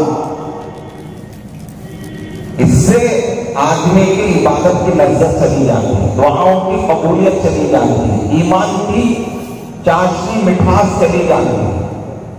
بلکہ ڈر اور خوف ہے. علماء کہتے ہیں تنہائی کا گناہ یہ بہت خطرے کی بات ہوتی ہے. تنہائی کے گناہ سے ایمان کے چلے جانے کا بھی خوف ہے، اس لیے کہ مجمع میں آدمی مجمع کی وجہ سے ڈر کے گناہ نہیں کرتا، پڑھتا ہے گناہ سب کے سامنے نہیں کرتا، ڈر کے چھوڑ دیتے. اکیلے میں اس کا اور اللہ کا معاملہ ہے. جس اللہ پر یہ ایمان رکھتا ہے، یقین رکھتا ہے کہ وہ مجھے دیکھ رہا ہے، اس نے مجھے اس سے منع کیا ہے، پھر بھی وہ کرے. اور اس لیے کہتے ہیں علماء تنہائی کے گناہ سے ایمان کے بھی چلے جانے کا خوف ہوتا ہے. اس لیے آدمی ایک گناہ کرتا ہے تو اس کے دل میں کالا نقطہ پڑ جاتا ہے، دوسرا کرتا ہے دوسرا نقطہ، تیسرا کرتا ہے تیسرا، حتیٰ کہ اس کا دل کالا اور سیاہ ہو جاتا ہے، زنگ آلود ہو جاتا ہے. اب اس وقت دین کی بات اثر نہیں کرتی، اس کے دل سے اللہ کا ڈر نکل جاتا ہے، یہ بے خوف ہو جاتا ہے. کہتا ہے کہ دیکھیں گے مرنے کے بعد کیا ہوگا، اس سے دیکھا ہے جنت ہو جانا، ایسی باتیں کرنے لگے. یہ دل سیاہ ہو جاتا ہے اور سخت ہو جاتا ہے نافرمانیوں کی وجہ سے، گناہوں کی وجہ سے. اور یہ خاص طور پر آج یہ زمانے کا سب سے بڑا فتنہ اور بلکہ زہر ہے، دشمن ہے. کون؟ یہ موبائل. گناہ تو کرنا ہی نہیں ہے، بلکہ بیکار کی چیزیں، واٹس ایپ پہ یہ یہاں سے وہ میسج بھیجتا ہے، وہ یہ بھیجتا ہے، اس سے کتنا وقت ضائع ہو رہا ہے. جماعت کی نماز چھوٹ رہی ہے، نمازیں قضا ہو رہی ہیں، تسبیحات نہیں ہو رہے ہیں، تلاوت نہیں ہو رہی ہے، گشتے نہیں ہو رہے ہیں، 2.5 گھنٹہ پورا نہیں لگ رہا ہے. عذاب ہے یہ عذاب. آدمی کے ایمان کو اور اس کے آخرت کو برباد کرنے کے لیے یہ موبائل آیا ہے. اس میں اچھی باتیں بھی آپ کو بھیجنے کی ضرورت نہیں. آپ دعوت کو جا کر آپ کو چل کے جانے کا ثواب ملے گا، زبان سے بولنے کا ثواب ملے گا، جتنے منٹ لگاؤ گے اتنا ثواب ملے گا. آپ کی سوچ کے، آپ کے فکر پر، آپ کے گول پر، آپ کے ہر قدم پر ثواب ملتا جائے گا. یہ نہیں کہ آپ میسج دے دیں، آپ کو نہیں معلوم کہ یہ صحیح ہے کہ غلط ہے، آپ کو علم نہیں. اور اگر آپ نے غلط میسج بھیج دیا، اللہ کے نبی نے فرمایا کہ اگر کسی نے میری طرف جھوٹ منسوب کیا اس کا ٹھکانہ جہنم ہے. تو آپ کو کیا معلوم کہ یہ حدیث ہے کہ کیا بات ہے؟ آپ بھیجتے جا رہے ہیں، دوسرا شیئر کرتے جا رہے ہیں، یہ غلط ہے. دین سیکھنے کا طریقہ یہ نہیں ہے. دین سیکھنے کے لیے اللہ نے کیا کہا؟ فَاسْأَلُوا أَهْلَ الذِّكْرِ إِن كُنتُمْ لَا تَعْلَمُونَ. اگر فرمایا کہ فَاسْأَلُوا أَهْلَ الذِّكْرِ، علم والوں سے پوچھو، إِن كُنتُمْ لَا تَعْلَمُونَ، اگر تم نہیں جانتے ہو، تم کو معلوم نہیں ہے تو کیا کرو؟ علم والوں سے پوچھو، جا کر ان سے سیکھو. اللہ نے یہ طریقہ سکھایا. اس لیے آج یہ سب سے بڑی بربادی ہے. خود کام کرنے والے ساتھیوں کا اس کا استعمال. ابھی تو میں یہی کہہ رہا تھا کہ دین کس کو کہتے ہیں؟ ہر عمل کو سنت کے موافق، اللہ کے حکم کے مطابق کرنا. موبائل آپ نے ہاتھ میں لیا تو اس میں دیکھنا چاہیے کہ اس میں خدا کی نافرمانی تو نہیں ہو رہی ہے، خدا کا حکم تو نہیں ٹوٹ رہا ہے. یہ کس ضرورت کے لیے؟ اس سے جتنی ضرورت ہے اتنا ہی کرنا ہے. ارے کھانے پینے میں آدمی اسراف کرتا ہے تو اللہ کو پسند نہیں ہے. کلوا واشربوا ولا تسرفوا ان اللہ لا يحب المسرفین. آؤ پیو، اسراف نہ کرو، بیکار نہ کرو. 10 روپے کی جگہ 20 روپے خرچ کرو گے، اللہ کہتے ہیں ان اللہ لا يحب المسرفین. بے اسراف، ضرورت سے زیادہ خرچ کرنے والوں کو اللہ پسند نہیں کرتے. اسراف کرنے والے اللہ کے ناپسندیدہ ہیں. تو بولو کہ اللہ کی مدد کیسے آئے گی؟ جب اسراف کرنے پر یہ بات ہے تو جو چیز ضرورت ہی نہیں ہے اس کو کرے گا، تو جو گناہ کی چیز ہے اسے کرے گا. اور اسراف صرف مال میں نہیں، ہر چیز میں ہوتا ہے. وقت میں بھی ہوتا ہے، باتوں میں بھی ہوتا ہے. اللہ کے نبی صلی اللہ علیہ وسلم نے ایک صحابی کو دیکھا کہ وہ وضو بنا رہے تھے. انہوں نے 3 مرتبہ سے زیادہ دھویا ہاتھ کو یا چہرے کو. آپ صلی اللہ علیہ وسلم نے فرمایا کہ یہ کیا اسراف ہے؟ وہ صحابی کہنے لگے کہ اللہ کے نبی صلی اللہ علیہ وسلم کیا وضو میں بھی اسراف ہوتا ہے؟ آپ نے فرمایا کہ ہاں، چاہے تم سمندر پر بیٹھے ہو 3 سے زیادہ دھونا اسراف ہے. بولو سمندر میں پانی کی کمی ہے، لیکن آپ نے کہا کہ چاہے تم سمندر کو بیٹھے ہو وہاں 3 سے زیادہ کرنا اسراف. تو ہر عمل میں سنت کو لانا، یہ ہماری فکریں ہوں، اس محنت سے یہ بات چاہی جا رہی ہے. تو حسن عمل جسے اللہ کہہ رہے ہیں وَعَمِلَ صَالِحًا، عمل کو اچھا بناؤ. عمل اچھا کب ہوگا؟ ہر عمل میں اللہ کے حکم کو، نبی کی سنت کو لانا. حسن نیت، ہماری نیت اچھی ہو کہ ہمارا دین پر چلنا، دین کا کام کرنا وہ اللہ کو راضی و خوش کرنے کے لیے، لوگوں کو دکھانے کے لیے نہیں، لوگوں میں مشہور ہونے کے لیے نہیں، دنیا کمانے کے لیے نہیں کہ دنیا کا کچھ فائدہ ہو جائے، دنیا بن جائے، دنیا میں لوگ مجھے واہ واہ کہیں. حسن نیت، اللہ تعالیٰ ہر عمل میں حسن کو چاہتا ہے. حسن نیت ہو، حسن عمل ہو، حسن ظن، اچھا گمان، حسن اخلاق، اچھے اخلاق ہو.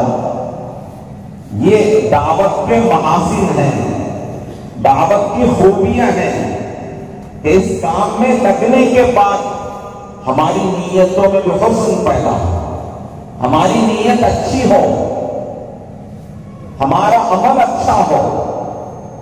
یہ اللہ چاہ رہے ہیں ہمارے اخلاق اچھے ہیں. وَمَنْ أَحْسَنُ قَوْلًا مِّمَّنْ دَعَا إِلَى اللَّهِ وَعَمِلَ صَالِحًا. اس سے اچھی بات، احسن، سب سے اچھی بات وہ جو اللہ کی طرف بلائے، وَعَمِلَ صَالِحًا، اور اچھا عمل کرے. یعنی اپنے عمل کو اچھا بنانا، حسن عمل ہو. اور پھر کیا ہو؟ وَقَالَ إِنَّنِي مِنَ الْمُسْلِمِينَ. یہ نہیں کہ دعوت دینے کی وجہ سے، اچھا عمل کرنے کی وجہ سے کوئی بڑا آدمی نہیں بن گئی. کہہ رہے کہ تواضع ہونا چاہیے. وقال، اور کہے کہ اننی من المسلمین، میں مسلمانوں میں سے ایک ادنا مسلمان. دعوت دینے کے باوجود، دعوت دینے کے بعد، بڑی قربانیاں دینے کے بعد، بڑی عبادت کرنے کے بعد اپنے اندر بڑائی اور تکبر نہ ہو، بلکہ یہ کہیں کہ میں مسلمانوں میں سے ادنا مسلمان ہوں. اپنے اندر تواضع ہو، یہ اللہ سکھائے کہ اپنا اخلاق تواضع ہونا چاہیے. اس لیے کہ جب آدمی کے اندر یہ چیز آتی ہے کہ میں نے قربانیاں دی ہیں، میں نے محنت کی ہے اور میں سب سے اچھا کرنے والا ہوں، تو پھر کیا ہوگا؟ اپنے اندر تکبر پیدا ہوگا، بڑائی ہوگا، تو دوسروں کو کم سمجھے گا، حقیر سمجھے گا. اس سے اللہ کہہ رہے یہ بات نہیں ہونا چاہیے. دعوت دینے کے بعد، عمل کرنے کے بعد تمہارا جذبہ یہ ہو کہ میں مسلمانوں میں سے ادنا مسلمان ہوں. آپ صلی اللہ علیہ وسلم صحابہ کے ساتھ کیسے رہتے تھے؟ کوئی باہر سے آنے والا پہچان نہیں سکتا تھا کہ حضرت محمد صلی اللہ علیہ وسلم کون ہیں۔ آپ اپنے ساتھیوں کے ساتھ اس طرح رہتے ہیں، آپ نے بارہا سنا ہے کہ آپ صلی اللہ علیہ وسلم سفر میں جاتے جماعت میں تو سب کے ساتھ مل کے خدمت کرنے لگتے، اور مسجد کی تعمیر ہو رہی ہے، سب کے ساتھ مل کے پتھر اٹھا رہے ہیں، تو کوئی جانتا نہیں تھا، جلدی سے پہچان نہیں سکتا۔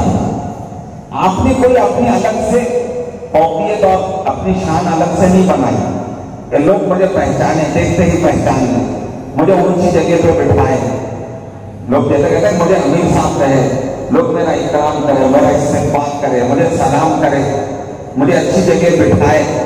نہیں، اللہ کے نبی صلی اللہ علیہ وسلم صحابہ کے ساتھ ایسے رہتے تھے کہ کوئی باہر سے آنے والا پوچھتا کہ من منکم محمد، ارے تم میں محمد صلی اللہ علیہ وسلم کون ہیں؟ کیوں فرق نہیں کر سکتا تھا؟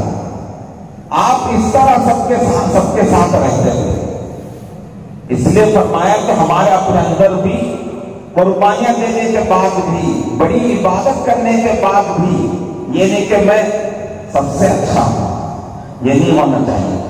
اللہ کہتے ہیں فَلَا تُزَكُّوا أَنفُسَكُمْ وَأَعْلَمُ بِمَنِ اتَّقَىٰ، تم اپنی پاک بازی بیان مت کرو، تم اپنے آپ کو پاک باز مت سمجھو۔ وَأَعْلَمُ بِمَنِ اتَّقَىٰ، وہ جانتا ہے اور زیادہ جاننے والا ہے اللہ تعالیٰ کہ ہمارے دل میں کتنا تقویٰ ہے، ہم اللہ کے ڈر کا کتنا کام کرنے والے ہیں، ہم نے عمل کیا تو کیوں کیا ہے، کس نیت سے کیا ہے، وہ جانتے ہیں۔ اس لیے فرمایا کہ اپنے آپ کو پاک باز مت سمجھو، اللہ کرے فَلَا تُزَكُّوا أَنفُسَكُمْ، اپنی پاکی بیان مت کرو، اپنی پاک بازی اور اپنے آپ کو پاک مت سمجھو، بلکہ اپنے کو کم سمجھو اور دوسرے ساتھیوں کو اچھا سمجھو، دوسروں کا اکرام کرو، یہ سکھایا۔ اسی لیے حضرت مولانا الیاس رحمۃ اللہ علیہ نے 4 نمبر رکھا اکرام مسلمین، ہر ایک کا اکرام، کہ وہ چاہے کیسا ہی کرے کہ اس سے ہمارے اندر قدر ہونا چاہیے، اکرام ہونا چاہیے۔ حتیٰ کہ کوئی گناہ میں ہے، اس کے اعمال غلط ہیں، پھر بھی اس کی نفرت نہیں کرے گا، دل میں اس سے نفرت نہیں کرے گا۔ صحابہ رضی اللہ عنہ کہتے ہیں نکرہ المعاصی ولا نکرہ العاصی، ہم گناہ سے تو نفرت کرتے ہیں لیکن گنہگار سے نفرت نہیں کرتے، چوری سے، شراب سے، غلط کاموں سے تو ہم نفرت کرتے ہیں لیکن ان کے کرنے والے سے نفرت نہیں۔ ہمارا بھائی بچہ، چھوٹا بچہ پیشاب پخانے میں، گلی زلی میں لطپت ہو جائے، گندگی لگ جائے تو بولو ماں نفرت کرتی ہے، پھینک دیتی ہے، کیا کرتی ہے؟ اس کو نہلائے گی، دھلائے گی، پاؤڈر لگائے گی، کپڑے پہنائے گی، پھر اپنے سینے سے لگائے گی۔ تو صحابہ کہتے ہیں کہ ہم گناہ سے تو نفرت کرتے ہیں لیکن گنہگار سے نفرت کرتے ہیں۔ اس لیے یہ تو ہمارے مسجد جماعت کے ساتھی ہیں، یہ کام کرنے والے ہیں، اس لیے ہم ان کی قدر کرنی ہے، اپنی مسجد جماعت کی قدر کرنا، ہمارے اپنے ساتھ کام کرنے والے، ساتھ دینے والے، مشورے کے ساتھیوں کی، ہر ایک کی ہمارے دل میں قدر ہونا چاہیے۔ جب ایک مسلمان کی قدر ہو تو یہ تو ان سے آگے ہیں، ہمارا ساتھ دینے والے ہیں، ہماری فکروں میں شریک ہیں، محنت میں شریک ہیں، تو اس لیے ہم کسی کو کم نہیں سمجھیں گے بلکہ ان کی قربانیوں کو زیادہ سمجھیں، ان کی قربانیوں پر ان کو سراہیں۔ کچھ غلطی ہو جائے، کام میں کچھ نقصان ہو جائے تو اپنے اوپر ہے اور کہیں گے کہ میری وجہ سے ہو، میں نے فکر نہیں کی، میں نے محنت نہیں کی، میں نے وقت پر کوشش نہیں کی، میں نے دعا نہیں مانگی، میں نے فکر نہیں کیا، میری لاپرواہی ہے، میری کوتاہی کی وجہ سے یہ ہو گیا۔ یہ اپنے اوپر غلطی ہو جائے، چوک ہو جائے تو اپنے اوپر، اب کام ہو جائے تو ساتھیوں کے اوپر۔ جب وہاں سے نکل گئی اے دیکھو ماشاءاللہ ہمارے ساتھیوں نے محنت کی، فلاں دیکھو کتنی محنت کی، دن رات انہوں نے ملاقاتیں کی، ان کی محنت اور قربانیوں سے 4 مہینے کی جماعتیں نکل گئی، بیرون کی جماعتیں نکلی، اور چلے کی جماعتیں نکلی، ماشاءاللہ دیکھو ان کی محنت سے فلاں علاقہ کام پر خراب ہو گیا اور فلاں جگہ اذان نماز شروع ہو گئی، اور ماشاءاللہ ان کی قربانی سے فلاں علاقے میں کام کھڑا ہو گیا۔ ساتھیوں کی قربانیوں کو سراہنا اور ان کی خوبیوں کو کیا کرنا، سراہنا، ان کی ہمت افزائی، یہ حضرت رسول پاک صلی اللہ علیہ وسلم کے صفات میں سے۔ آپ اپنے صحابہ کی تعریف کرتے ہیں، چھوٹے چھوٹے صحابہ ہیں، آپ کی شان کتنی بڑی ہے، لیکن آپ تعریف کر رہے ہیں۔ ابو بکر رضی اللہ تعالیٰ عنہ، عمر رضی اللہ تعالیٰ عنہ کہہ رہے کہ عمر تو میرے بعد اگر کوئی نبی ہوتا تو عمر ہو، اللہ نے ان کے اندر اتنی صدا سکھائی ہے۔ بولو کیسے تعریف کر رہے، ایک پتہ کریں، لکل امت امین و امین و حاضر ابو عبیدہ ابن جراح، ہر امت کا امین ہوتا، میری امت کے امین ابو عبیدہ ابن جراح تعریف کر رہے ہیں۔ معاذ بن جبل رضی اللہ تعالیٰ عنہ 17 سال میں ایمان لائے تھے، انصاری صحابی ہیں، چھوٹی عمر کے ہیں، لیکن اللہ کے نبی نے کیا تعریف کی، فرمایا اعلم امتی بالحلال والحرام معاذ بن جبل، میری امت میں حلال اور حرام کا علم زیادہ معاذ بن جبل کے پاس ہے۔ معاذ بن جبل کو اللہ نے علم دیا، کون کہہ رہے، خود اللہ کے لیے تعریف کر رہے، یعنی اپنے صحابہ کی تعریف کرتے تھے اللہ کے لیے۔ تو اپنے ساتھیوں کی خوبیوں کو تعریف کرنا، ان کو آگے بڑھانا، یہ کب ہوگا، آج کی خوبیاں کب دیکھے گا، جب حسن ظن ہوگا۔ کیا ہوگا، حسن ظن، اچھا گمان۔ آدمی ساتھیوں کے ساتھ اچھا گمان رکھے گا تو خوبیوں کو دیکھے گا، اور اگر سوء ظن ہے، بدگمانی ہے، تو کیا دیکھے گا، بدگمانی یہ جڑ ہے برائیوں کی، آدمی برائیاں دیکھتا جائے، بدگمانی کرے گا تو اس کے بعد اس کے عیبوں کو ڈھونڈے گا، اس کی کمی کوتاہی کو دیکھے گا، پھر اس کی غیبت کرتا پھرے گا، اس کا ہنسی مذاق اڑائے گا۔ اللہ تعالیٰ ان سب کو ناجائز حرام کہا، گناہ کے کام کہا ہے۔ یا ایھا الذین آمنوا اجتنبوا کثیرا من الظن، اے ایمان والوں گمان کرنے سے بچو، اور زیادہ گمان مت کرو کسی پر۔ ان بعض الظن اسم، بعض گمان گناہ ہوتے ہیں، تم نے کسی کے ساتھ بدگمانی کی تو گناہگار بن گئے۔ کون کہہ رہے، اللہ کہہ رہے ہیں، ان بعض الظن اسم، بعض گمان گناہ ہوتے ہیں۔ آدمی بدگمانی کرتا ہے، پھر آگے کا مرحلہ کیا ہے، ولا تجسسوا، جاسوسی کرتا ہے، اب ڈھونڈتا ہے کہ اس کے اندر کمی کیا ہے، عیب کیا ہے، یہ کہاں جاتا ہے، یہ کیا کھاتا ہے، کیسے کماتا ہے، اس کا خرچہ کیسے چل رہا ہے، کیوں یہ اتنے سفر کر لیا ہے، کیوں اتنا کہاں کہاں جاتا ہے، اسے پیسہ کہاں سے آتا ہے، یہ کیا کرتا ہے۔ یہ طلاق، یہ ڈھونڈنا یہ ہے کہ بھائی ماشاءاللہ ہمارے یہ ساتھی ہمیشہ تقاضوں پر چلنے والے، بھائی ان کے گھر کے حالات پوچھو، ان کا خرچہ کیسے چل رہا ہے، ان کے گھر کے حالات کیا ہے، ان کے ساتھ اچھا سلوک کرنے کے لیے حالات معلوم کرنا، یہ نبی کے اور صحابہ کی صفات میں سے۔ اس کے الٹا بدگمانی کرنا، تجسس کرنا، جاسوسی کرنا، یہ کب ہوتا ہے، بدگمانی کی وجہ سے ہوتا ہے۔ اللہ کہتے ہیں آدمی بدگمانی کرتا ہے، پھر اس کے بعد جاسوسی کرتا ہے، اس لیے فرمایا کہ گمان مت کرو، بدگمانی مت کرو، پھر تجسس مت کرو، کیا نہ کرو، جاسوسی نہ کرو۔ اس لیے کہ اگر عیبوں کو، کمی کو ڈھونڈو گے، اگر انسانوں کے اندر تو کمی ہوگی، بے عیب ذات کون سی ہے، وہ تو اللہ کی ذات ہے، سبحان اللہ، اللہ ہر عیب اور کمی سے پاک ہے، انسان تو کمیوں سے بھرا ہو۔ اب آدمی کمی تلاش کرے گا تو کچھ نہ کچھ نکلے گی، اب پھر کیا کرے گا، عیب غیبت کرتا پھرے گا۔ اللہ کہتے ہیں وَلَا تَجَسَّسُوا وَلَا يَغْتَبْ بَعْضُكُمْ بَعْضًا، جاسوسی نہ کرو اور غیبت نہ کرو۔ کیوں جاسوسی کی تو عیب نظر آ گیا، کمی نظر آ گئی، اب اسے پیچھے بولتا پھرنا، یہ غیبت ہے۔ اللہ کیا کہتے ہیں؟ وَلَا يَغْتَبْ بَعْضُكُمْ بَعْضًا أَيُحِبُّ أَحَدُكُمْ أَن يَأْكُلَ لَحْمَ أَخِيهِ مَيْتًا فَكَرِهْتُمْ۔ غیبت نہ کرو۔ جانتے ہو غیبت؟ مردار بھائی کا گوشت کھانا ہے، یہ تم پسند نہیں کرتے، کوئی پسند کرے گا؟ انسان کا گوشت ہو، مردار بھائی، تم اس کو پسند نہیں کرتے ہو۔ یہ کہاں سے شروع ہوا؟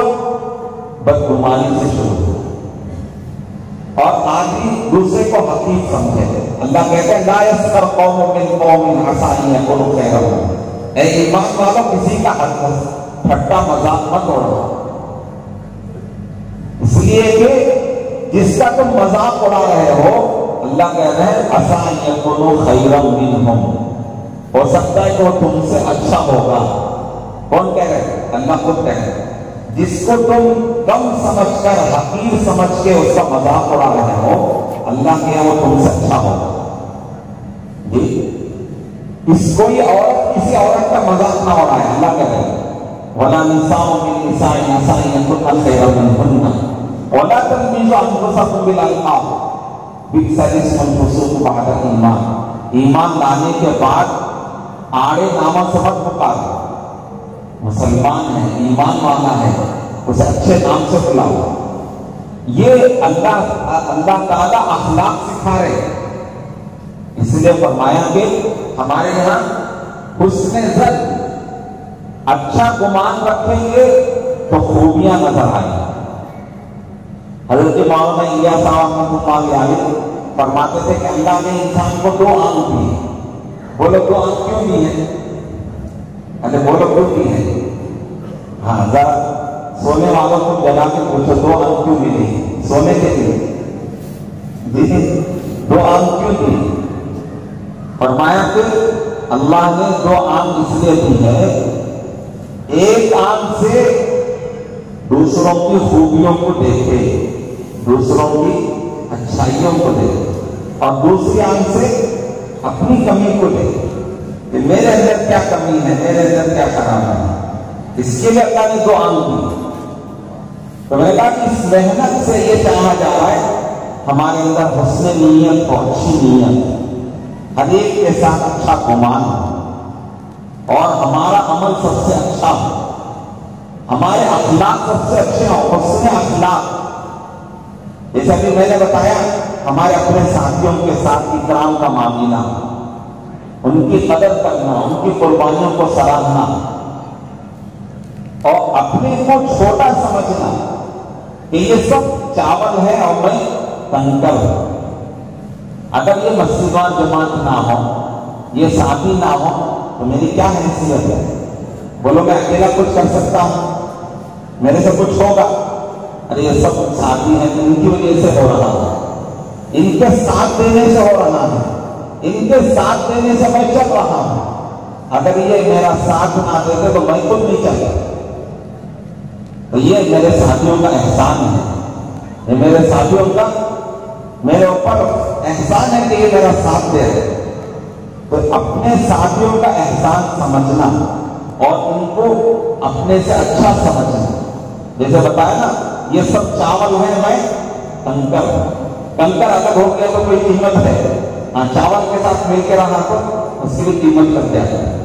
تو اس طرح سے اپنے کو چھوٹا سمجھنا اور سب کو اچھا سمجھنا، اپنے ساتھیوں کی قربانیوں کو سراہنا، آگے بڑھانا، نوجوانوں کو آگے بڑھانا جی۔ اور ہمارے نوجوان کی، ہمارے پرانے ساتھی ہیں، عمر والے ہیں، ان کی قدر کرنا، ان کی عزت کرنا، ان کی قدر کرنا۔ یہ نہیں کہ اب وہ بیمار ہو گئے یا کمزور ہو گئے، بوڑھے ہو گئے، اب اس لیے ہم ان کو بیکار سمجھنے لگے۔ ارے جس زمانے میں انہوں نے کام کیا ہے وہ ایسا زمانہ تھا کوئی پوچھنے والا، بلکہ الٹا ملامت کرنے والا، برا بھلا کہتے تھے لوگ، گالی دیتے تھے، مارتے تھے، کوئی قدر رکھنے نہیں دیتے تھے، بات نہیں سنتے تھے۔ ان ہمارے پرانوں نے ایسے زمانے میں محنت کیا اور کام کر کے یہ ماحول بنایا ہے، اس ماحول کی وجہ سے ہم چل رہے ہیں۔ اگر یہ محنت کر کے یہ ماحول نہ بناتے تو ہم کام میں لگتے بھی نہیں لگتے. اس لیے اپنے پرانے ساتھیوں کی مدد کرنا چاہیے. اگرچہ کہ وہ اس وقت بیمار ہیں یا کمزور ہیں، ان کو کب نہیں سمجھنا چاہیے. ان کی قربانیاں بہت ہیں. ارے اللہ ان کی قدر کر رہا ہے. آدمی جوانی کے زمانے میں ایک عمل کرتا تھا، اب بوڑھا ہو گیا اب نہیں کر رہا ہے. اللہ اسے جوانی کے وہ عمل کا بھی وہ ثواب بڑھاپے کی عمر میں دے. کیوں؟ بڑھاپا کمزوری اللہ کی طرف سے آئے. وہ جوانی میں جو عمل کرتا تھا اللہ اسے بٹھا کے دینے والی مسئلہ. ایک آدمی صحت کے زمانے میں اچھا عمل کرتا تھا، اب بیمار ہو گیا نہیں کر سکتا، اللہ تعالیٰ اس کی صحت کے زمانے کا عمل اسے بیماری کے دنوں میں بٹھا کے دیں گے. اس کا ثواب یہ اللہ قدر کر لے. تو ہم ان کو کم سمجھیں بلکہ اپنے بڑوں کی قدر کرنا، ان سے مشورے کرنا کہ انہوں نے کام ایسے زمانے میں کیا جس زمانے میں ہم لگ بھی نہیں سکتے تھے، کر بھی نہیں سکتے تھے. اور ہمارے اپنے یہ بڑے پرانے بھی ہمارے نوجوانوں کو آگے بڑھانا کہ ان نوجوانوں کے اندر اللہ نے بڑی استعداد اور صلاحیت رکھی. اللہ کے نبی صلی اللہ علیہ وسلم کو اللہ نے نوجوان صحابہ دی. صحابہ کی بڑی تعداد نوجوانوں کی. کیوں؟ اس کام کے لیے جوان بھی چاہیے، محنتی چاہیے، تقاضوں کو پورا کرنے کا مجمع چاہیے. تو اللہ نے نوجوانوں کے اندر استعداد و صلاحیت رکھی. یہ نہیں سوچنا کہ آج کا بچہ ہے ہم سے آگے بڑھ گیا تو حسد اور جلن نہیں، بلکہ خوش ہونا چاہیے. کیا ہونا چاہیے؟ اپنے نوجوانوں کو دیکھ کر کہ محنت میں آگے بڑھ رہے ہیں تو ان کو واہ واہ کہنا چاہیے کہ جوانی میں ارے گناہوں کے بجائے غلط جگہ کام دی، وہ اپنی جوانی لگانے کے بجائے یہ دین کے کام میں لگے. ان کی تعریف کرو، ان کو آگے بڑھاؤ. یہ کمال ہے ان کا کہ اپنی جوانی کس میں لگا رہے ہیں. تو یہ حسد نہیں کرنا، جلنا نہیں کہ یہ ہم سے آگے بڑھ گیا. نہیں، یہ چاہے کتنا بھی آگے بڑھے ثواب تو آپ کو بھی ملے گا. وہ جتنا بھی کام کرے ثواب کسے ملے گا؟ آپ نے ان کو لگایا ہے تو آپ کو ثواب ملے گا. دنیا میں بہت تھوڑے لوگ ہیں جو اپنے چھوٹوں کی ترقی کو دیکھ کے خوش ہوتے ہیں. اپنے چھوٹوں کی ترقی ہوتی ہے نا، اپنے چھوٹے آگے بڑھتے ہیں دیکھ کے خوش ہوتے ہیں. ایک تو باپ ہے، باپ بیٹے کی ترقی سے خوش ہوتا ہے نا، بہت خوش ہوتا ہے باپ. لوگوں کے سامنے کہتا رہتا ہے دیکھو یہ میرا بیٹا ہے، حافظ ہے، عالم ہے، مولانا ہے ہمارے بیٹے. بولتے ہیں خوش ہوتے ہیں. باپ کہتا ہے تو میرا بیٹا انجینئر ہے، ڈاکٹر ہے، یہ میرا بیٹا ہے. خوش ہوتا ہے. اپنے چھوٹوں کو کی ترقی سے خوش ہونا. ایسے استاد ہیں، استاد بھی اپنے شاگرد کی ترقی کو دیکھ کے خوش ہوتا ہے. استاد کو علی بات کا پڑھایا، اب یہ حافظ عالم بڑے بہت عالم بن گئے، آگے بڑھ گئے تو استاد تعریف کرنے دیکھو فلاں مولانا کو دیکھو یہ ہمارے شاگرد ہمارے پاس پڑھے. ارے خوش ہوتے ہیں، خوش ہوتے ہیں. اسی طرح سے اسکول میں نرسری میں پڑھایا، اب یہ لیکچرر ہو گئے، پروفیسر ہو گئے، ڈاکٹر انجینئر ہو گئے تو استاد کیا کہتا ہے کہ دیکھو یہ میرا شاگرد ہے. تو یہ اپنے چھوٹے کی ترقی سے خوش ہوتے ہیں. ایسے ہی داعی دین کا کام کرنے والا بھی اپنے چھوٹوں کی ترقی سے خوش ہوتے ہیں کہ دیکھو یہ ماشاءاللہ ہم نے ان کو لگایا ہے، کتنی محنت سے ہم سے بھی آگے بڑھ گئے. یہ خوش ہوتے ہیں کہتے ہیں کہ ہم سے بھی آگے بڑھ گئے، لگے تھے ہمارے پاس اور ہم نے ان کو لگا، لیکن ماشاءاللہ ہم سے بھی آگے بڑھ، ہمارے سے زیادہ کام کر رہے ہیں، ہمارے سے زیادہ قربانی کر رہے ہیں. تو اس لیے اپنے نوجوانوں کو آگے بڑھانا کہ یہ انشاءاللہ کام بہت کرے. اللہ کے نبی صلی اللہ علیہ وسلم کیا فرماتے ہیں؟ الناس معادن کمعادن الذهب والفضة. لوگ کان ہیں سونے چاندی کے جیسے کام ہوتے ہیں. زمین میں جہاں سے سونا اور چاندی نکلتا ہے، فرمائیں کہ جیسے زمین سے سونا چاندی نکلتا ہے ایسے لوگوں کے اندر بھی بڑی استعداد و صلاحیت ہے. الناس معادن، لوگ سونے چاندی کے کام کی طرح سے ہیں، یعنی سونے چاندی کی جیسی قیمت ہوتی ہے ایسے ان کے اندر استعداد اور خوبیاں ہیں بڑی قیمتی، لیکن سونا اور چاندی زمین میں دبا ہوا ہے، مٹی کے نیچے دب گیا ہے، کیچڑ میں ہے، کوڑا کرکٹ میں ہے، گندگی پڑی ہوئی، کوئی قیمت ہے؟ کوئی قیمت نہیں۔ ہاں اب اس وقت محنت کر کے وہاں سے نکالیں گے، اس کی قیمت دیکھیے کہاں جانا ہے، آسمانوں کو اس کی قیمت چڑھے گا، لیکن جب تک وہ نیچے دبی ہوئی ہے، مٹی میں، کیچڑ میں، کوڑا کرکٹ میں، گندگی میں پڑی ہوئی، کوئی قیمت نہیں۔ ایسے ہی انسانوں کی استعداد و صلاحیت ہے، گناہوں میں دب گئی ہے، خواہشات میں دب گئی ہے، غلط ماحول میں دب گئی ہے، غلط دوستوں میں جا کے دب گئی ہے۔ ان کو وہاں سے نکالو گے تو ان کے اندر اللہ بڑی استعداد و صلاحیت رکھتا ہے۔ انبیاء علیہ السلام یہی کرتے تھے، جیسا بھی میں نے بتایا، کسی کو دیکھ کر گناہ میں دیکھ کے نفرت نہیں کرتے تھے، کسی کی مخالفت سے، کسی کی دشمنی سے، اور کوئی ان کو تکلیف پہنچا رہا ہے اس سے وہ نفرت نہیں کرتے تھے، بلکہ وہ جانتے تھے کہ اس کے اندر استعداد ہے، صلاحیت ہے، لیکن شیطان نے اسے اچک لیا، شیطان نے اسے اپنے کام کے لیے اٹھا لیا ہے۔ ارے دنیا میں ہر کمپنی والا اچھے آدمی کو ڈھونڈتا نہیں ڈھونڈتا جی، اسکول میں، کالج میں اچھے لیکچرر کو ڈھونڈا جاتا ہے، اچھے پروفیسر کو دیکھا جاتا ہے، مدرسے میں اچھے استاد کو دیکھتے ہیں، کمپنی میں اچھے آدمی کو دیکھتے ہیں، تو شیطان بھی کیا کرتا ہے؟ اپنے کام کے لیے اچھے آدمی کو پکڑ لیتا ہے، اس کا کام چلتا ہے نا، وہ بھی اچھے آدمی کو پکڑ لیتا ہے۔ یہ چوری ڈاکیٹی ڈالنے والے، مخالفت کرنے والے کوئی غلط آدمی نہیں ہے، شیطان نے ان کو اپنے کام کے لیے پکڑ لیا، ورنہ تو ان کے اندر ہمت ہوتی ہے، بہادری ہوتی ہے، عقل ہوتی ہے، سمجھ ہوتی ہے۔ اگر وہ بیوقوف اور نادان ہوتے تو دوسرے دن ہی پٹائی کھا جاتے، اتنے آگے بڑھ جاتے ہیں نا غلط کاموں میں، ان کے اندر استعداد ہوتی ہے، لیکن شیطان نے پکڑ لیا۔ اس لیے اللہ کے نبی صلی اللہ علیہ وسلم فرماتے ہیں کہ دیکھو لوگوں کے اندر بڑی استعداد و صلاحیت ہے، اس لیے دین کا داعی کسی کی مخالفت سے، دشمنی سے وہ نفرت نہیں کرتا ہے، بلکہ اس کے ساتھ ہمدردی کرے گا اور اس کے لیے دعا مانگے گا۔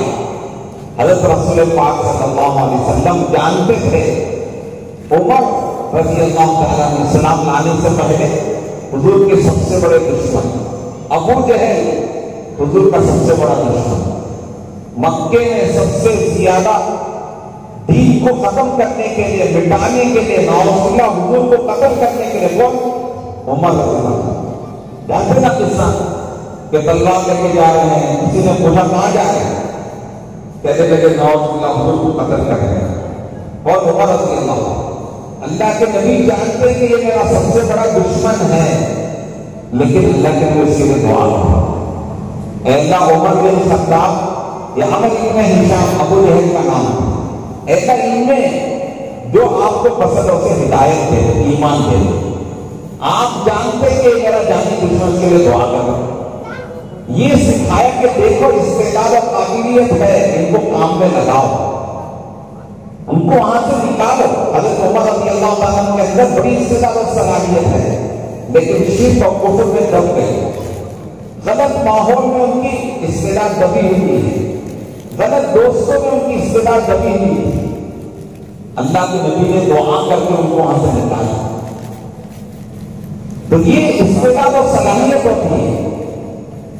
حضرت خالد بن ولید آپ جانتے ہیں، غزوہ احد میں مسلمانوں کو جو نقصان ہوا ہے جس کے حد بہت بڑا نقصان اسلامی تاریخ میں، حضور کی زندگی میں بہت بڑا نقصان، حالانکہ غزوہ احد میں پہلے مسلمانوں کو کامیابی ہو گئی، جیت گئے، مسلمان کامیاب ہو گئی تو سمجھے کہ اب جنگ ختم ہو گئی، سب مال غنیمت جمع کرنے لگے، اتنے میں خالد بن ولید پیچھے کے راستے سے آئے اور حملہ کر دیا، 70 صحابہ شہید ہو گئے، چھوٹی سی مدینے کی بستی، 70 آدمی 70 صحابہ شہید ہو جائے تو بتاؤ ہر گھر میں ماتم، وہ کسی نہ کسی کا رشتے دار، اور جتنے گئے تھے سب زخمی ہو گئے.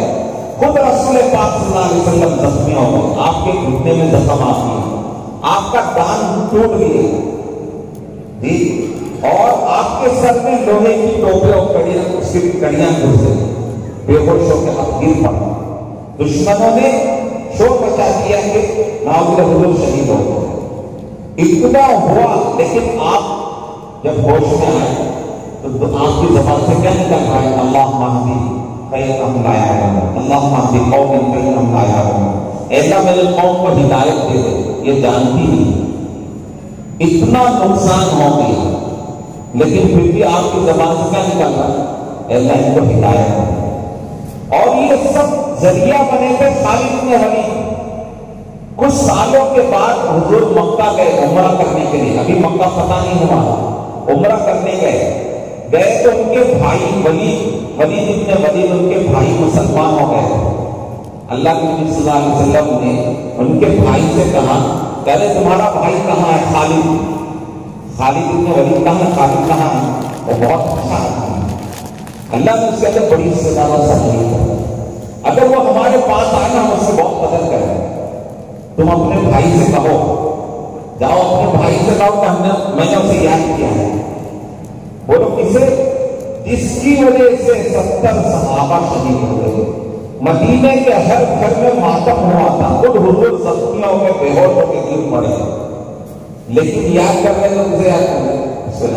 خالد بن ولید کو یہ ہوتی ہے نبی کی سوچ اور فکر، جذبہ کہ اللہ نے انسانوں کے اندر بڑی استعداد و صلاحیت رکھی ہے، وہ اس سے لگ جائے. داعی یہ چاہتا ہے تو ہماری بھی یہ محنت ہو. حضرت مولانا عمر صاحب پالنپوری رحمۃ اللہ علیہ فرماتے تھے، بانجھ لاوارث وہ نہیں ہے جس کی اولاد نہیں ہوئی. اصل بانجھ لاوارث کون ہے؟ فرمایا کہ جو اپنے پیچھے کام کرنے والوں کو چھوڑ کے نہ جائے. صرف یہ کہ میں ہی رہوں، میں ہی کرتا رہوں، مجھے ہی کچھ نہیں، بلکہ اپنی زندگی میں محنت کر کے ایسا ایک عملہ تیار کر دے کہ اپنے جانے کے بعد کام کرتا ہے. اللہ کے نبی صلی اللہ علیہ وسلم نے 1.25 لاکھ صحابہ کو پڑھا. کیسا مجمع تیار کیا؟ 1.25 لاکھ کا مجمع ایسا تیار کیا جس نے پوری دنیا میں جا کے اللہ کے نام کو بلند کر دیا، کلمے کو بلند کر دیا. یہ فکر ہونا چاہیے، ہمارا یہ جذبہ ہو. یہ ہے حسن تدبیر. جیسے بتایا نا، یہ دعوت کی خوبیاں ہیں، دعوت کے محاسن ہیں. اس میں نیت، اپنی نیت اونچی ہو کہ میں اپنے پیچھے کام کرنے والوں کو چھوڑ کر جاؤں. یہ جذبہ ہو. اس نے نیت، اس نے زن اپنے ساتھیوں کے ساتھ، ہمارا عمل، اس نے عمل اچھا عمل، اس نے اخلاق، ہمارے اخلاق اچھے ہوں. اس نے تدبیر، کیا مطلب؟ کام میں لگانے کے لیے اچھی تدبیر سوچی جائے. ہمارے کیا کہتے ہیں؟ اس نے اخلاق، ہماری زبان اچھی ہو، اس نے بول اچھے ہوں. ایسا نہ کہ ہمارے بول سے دل ٹوٹ جائے لوگوں کو. لوگ کام سے نفرت کرنے لگے، لوگ مشوروں کو چھوڑ دیں، کام کو چھوڑ دیں. یہ بہت بری بات ہے. اللہ حفاظت کرنا. ہم کام میں لوگوں کو لگانے کے بجائے ہمارا سلوک و برتاؤ ایسے ہوا کہ لوگ کام سے متنفر ہو گئے، دور ہو گئے، لوگ کام سے کٹ گئے. وہ لوگ کتنا بڑا نقصان ہے. ارے اللہ کے نبی صلی اللہ علیہ وسلم نے جو خیر کی چابی بنے اس کے لیے دعائیں کی.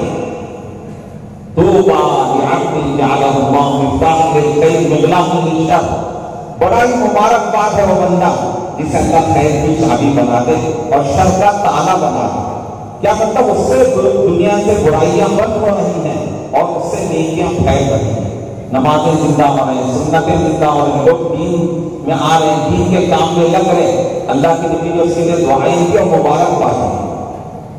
اس کے بالمقابل فرمایا کہ وَيْلٌ لِعَبْدٍ جَعَلَهُ اللَّهُ مِفْتَاحًا لِلشَّرِّ مِغْلَاقًا لِلْخَيْرِ. ہلاکت و بربادی ہے، ویل ہے.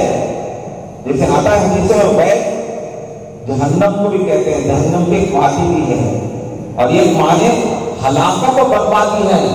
اس کے لیے فرمایا کہ جعل اللہ مفتاحا للشر مغلاقا للخیر، کہ وہ برائی کی چابی بن گیا اور خیر کا تالا بن گیا، خیر اس سے بند ہو گئی۔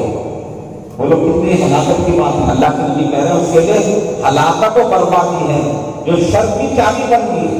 دنیا میں اس کے لیے برائیاں پھیلیں اور اچھے کام بند ہو گئے، خیر کا تالا بن گیا، فرمایا کہ اس کے لیے ہلاکت بن گئی۔ خیر کا تالا کے معنی لوگ اس کی وجہ سے کام سے متنفر ہو گئے، دین کے کام میں نہیں جڑ رہے، مشورے میں نہیں آ رہے، کام میں نہیں چل رہے۔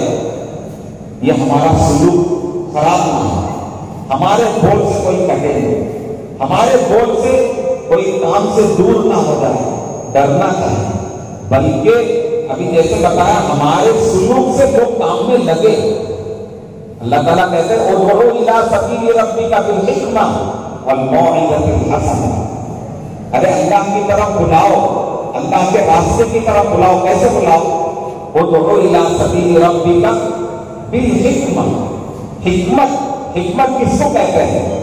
حضرت امام الیاس رحمۃ اللہ علیہ فرماتے ہیں حکمت حسن تدبیر کو کہتے ہیں، حسن سلوک کو کہتے ہیں، اچھا طریقہ اپنانا، اکرام کا جی استقبال اور اکرام ہے، اچھے بول ہیں، اچھا سلیقہ ہے، بلاؤ اچھے طریقے سے، اچھے طریقے سے بلاؤ۔ اللہ کرے حکمت سے بلاؤ اور اچھی باتوں سے بلاؤ، کسی کو تانی مت دو، اور کسی سے جیسے ابھی بتایا ہماری زبان سے کوئی ایسا جملہ نہ ہو جس سے کام کو نقصان پہنچے۔ اس لیے اللہ سے مانگتے رہے کہ اللہ میرے بول سے کوئی کام سے دور نہ ہو جائے، میرے بول سے کام کا نقصان نہ ہو، میری کسی حرکت سے کام کا نقصان نہ ہو۔ یہ محنت سے ہمارے اندر یہ خوبیاں ہیں، اس کو دعوت کے محاسن کہتے ہیں، حسن نیت، حسن عمل، حسن ظن، حسن اخلاق، حسن تدبیر یعنی حسن سلوک، یعنی ہمارا طریقہ اچھا ہونا چاہیے اور ساتھیوں کی قربانیوں کو سراہنا چاہیے۔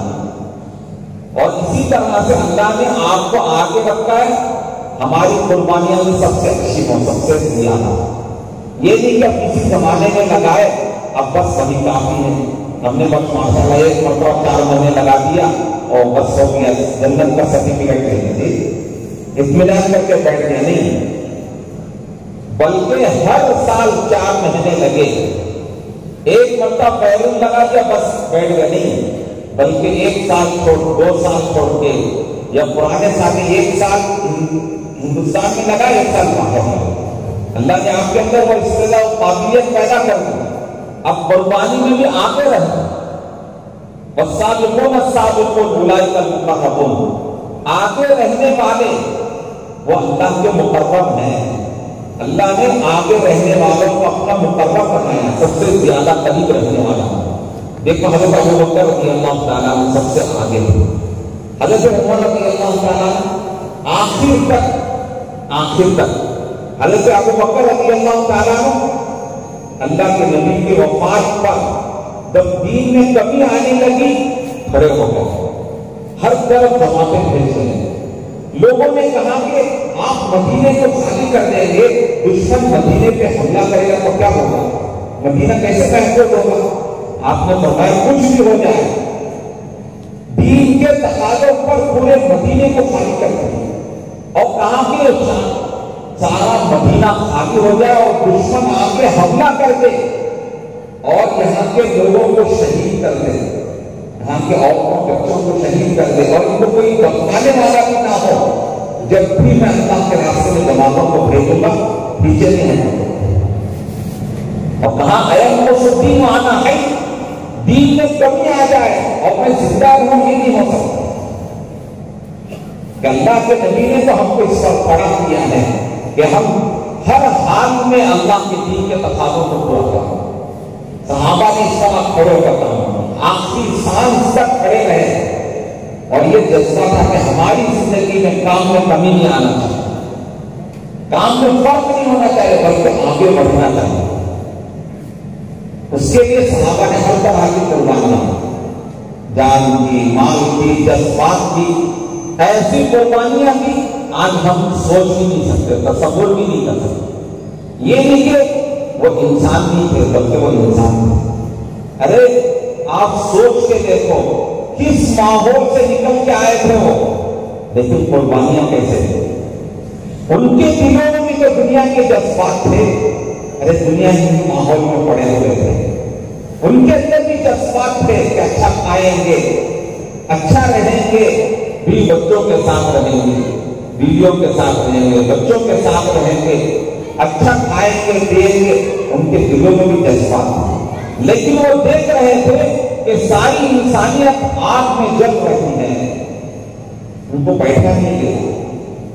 یہ ایمان کی کیفیت ہے، اس کے اندر ایمان کی کیفیت پڑتی ہے، وہ بے دینی کو دیکھ کے تڑپے گا، حدیث میں آتا وہ تڑپے گا دیکھ کر، وہ ساری انسانیت کو دیکھ رہے تھے کہ آگ میں جہنم میں جا رہے ہیں۔ ارے ہمارے سامنے آگ میں کوئی انسان کو انسان، جانور بھی، کتا بھی جل رہا ہو تو بولو دیکھا جائے گا، ایک زندہ کتا آگ میں جلے دیکھا جائے گا۔ اس طرح وہ دیکھتے تھے کہ ساری انسانیت آگ میں جل رہی ہے اور ہم بیٹھے رہے، اپنے کھانے پینے، اپنے بیوی بچوں کو قربان کر دیا، سب کچھ چھوڑ دیا، اپنے جذبات کو قربان کر دیا، نوجوان بیویوں کو چھوڑ دیا، چھوٹے چھوٹے بچوں کو چھوڑ دیا۔ حضرت جعفر رضی اللہ تعالیٰ عنہ، حضرت علی رضی اللہ تعالیٰ عنہ سگے بھائی، رسول پاک صلی اللہ علیہ وسلم کے چچا بھائی ہیں، بڑا تعلق تھا۔ آپ جانتے ہیں خواجہ ابو طالب نے حضور کی پرورش کی، تو یہ خواجہ ابو طالب کے بیٹے ہیں حضرت علی، حضرت جعفر، انہی کے گھر میں حضور بھی رہتے تھے۔ حضرت جعفر رضی اللہ تعالیٰ عنہ مکے میں حالات کی وجہ سے پریشان ہو کے حبشہ ہجرت کی۔ آپ جانتے ہیں نجاشی کے سامنے انہوں نے جو بیان کیا تھا،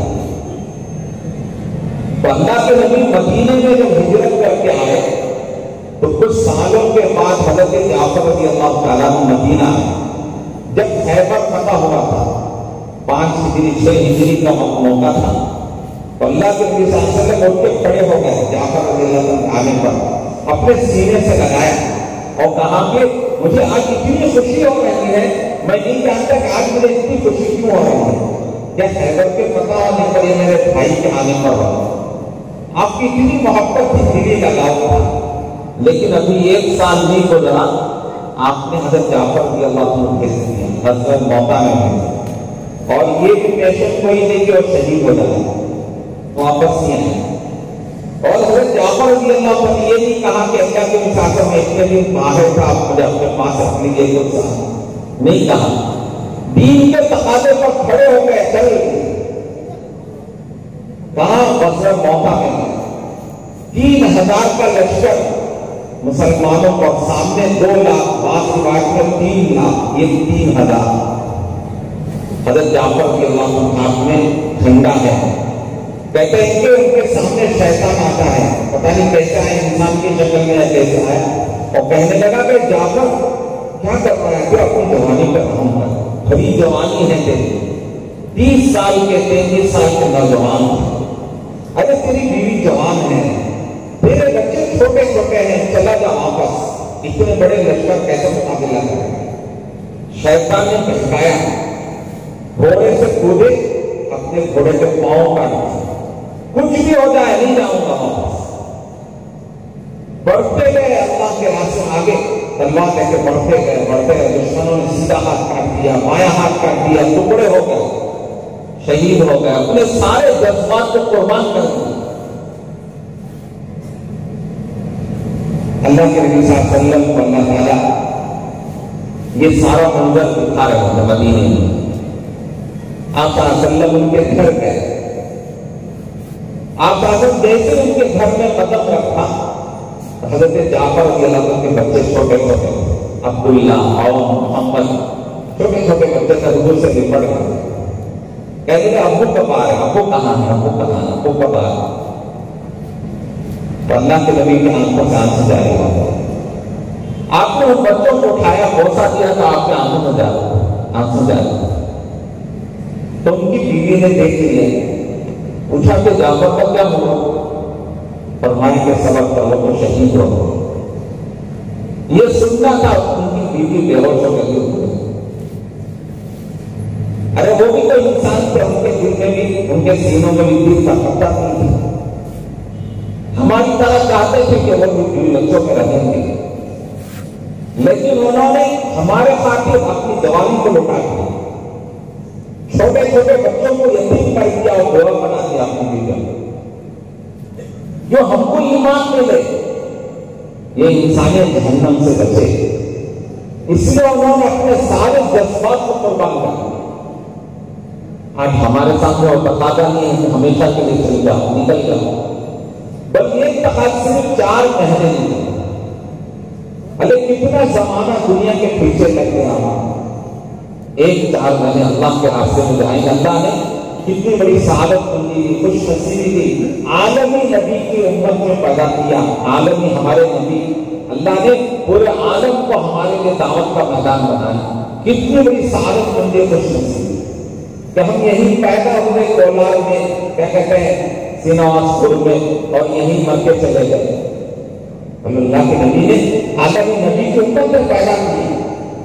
صحابہ نے مکہ و مدینے جیسی مقدس شہروں کو چھوڑ کر چلے گئے. کیا ان کا جی نہیں چاہتا تھا کہ ہماری موت مدینے میں آئے, حضور کے پڑوس میں رہے؟ نہیں چاہتا تھا. ان کے دل کی تمنا تھی حضور کے پڑوس میں رہیں گے, ہماری موت مدینے میں آئے. لیکن ذمہ داری کا احساس تھا کہ کل قیامت میں اللہ کو کیا جواب دیں گے. اس کے لیے انہوں نے ایسے مقدس شہروں کو بھی چھوڑ دیا اور دنیا کے کونوں میں جا کر اپنی قبریں بنا لی. وہ لوگ کل قیامت میں ہم سے پوچھیں گے تو کیا جواب دیں گے؟ ہم سے کولا نہیں چھوٹا, سنگٹا نہیں چھوٹا, بالا کو نہیں چھوٹا, سینواس کو. اس سے کوئی برکتیں ہیں مکہ مدینے کی طرح؟ برکت تو اللہ کے راستے میں ہے. اس لیے نیت کریں, انشاءاللہ جب تک جیئیں گے دعوت کے کام کو اپنی زندگی کا مقصد بنائیں گے انشاءاللہ. پوری دنیا میں جا کے کام کریں گے انشاءاللہ. کون جائیں گے؟ ماشاءاللہ ماشاءاللہ. اللہ تعالیٰ قبول فرمائے. آپ نے پوری دنیا میں جانے کی نیت کیا, اللہ تعالیٰ اپنی قدرت سے, اپنے فضل سے سب کو لے جائے. ابھی اپنی اس نیت کا کھڑے ہو کر اظہار کریں. ماشاءاللہ وہ خوش نصیب ماشاءاللہ جنہوں نے پہلے سے قربانیاں لے رہے, اور انہی کی قربانیوں سے یہ رونق ہے علاقوں میں, بستیوں میں. ماشاءاللہ آپ ہی کی قربانیاں ہیں. اذان نمازیں زندہ ہو گئی, مسجدہ جماعتیں بن گئی, اور اتنا ساری جو رونق ہے وہ آپ ہی کی قربانی.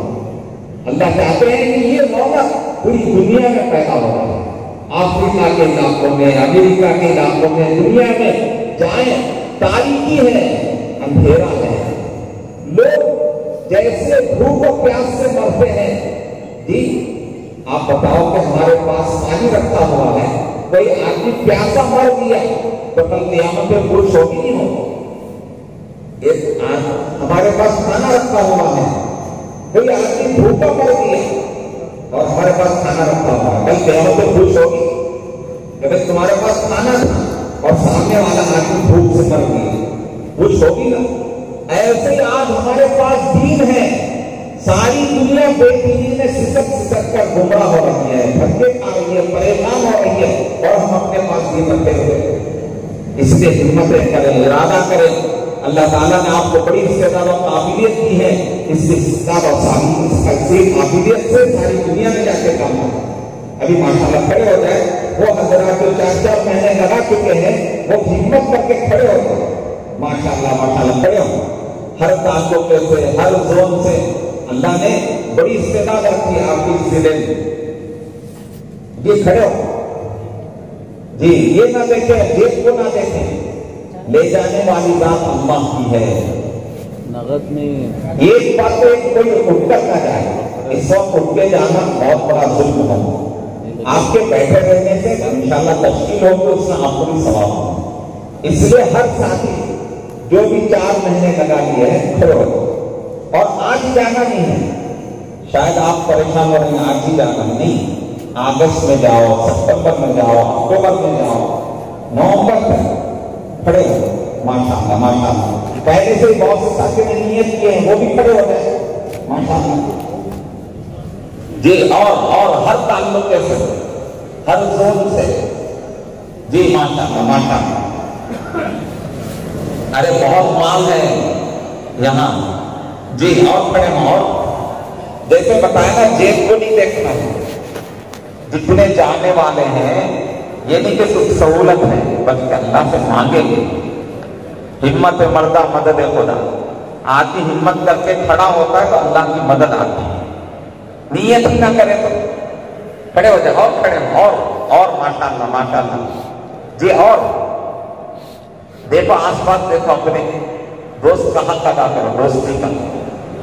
जिनके भी शराइत पूरे हो रहे हैं, 4 महीने लग गए, अब बाहर के लिए 4 महीने, बैरून में 4 महीने मर्दों के साथ जी। खड़े हो जाओ जी। अरे इस तरफ आ जाए, आपके बाएं हाथ तरफ में, इस तरफ में। अरे इस तरफ आ जाए, हाथ चलते चलते लेकर। मैं हूँ सैयद मुनीर, सुन मेरे रब ये दुआ। मैं हूँ सैयद मुनीर।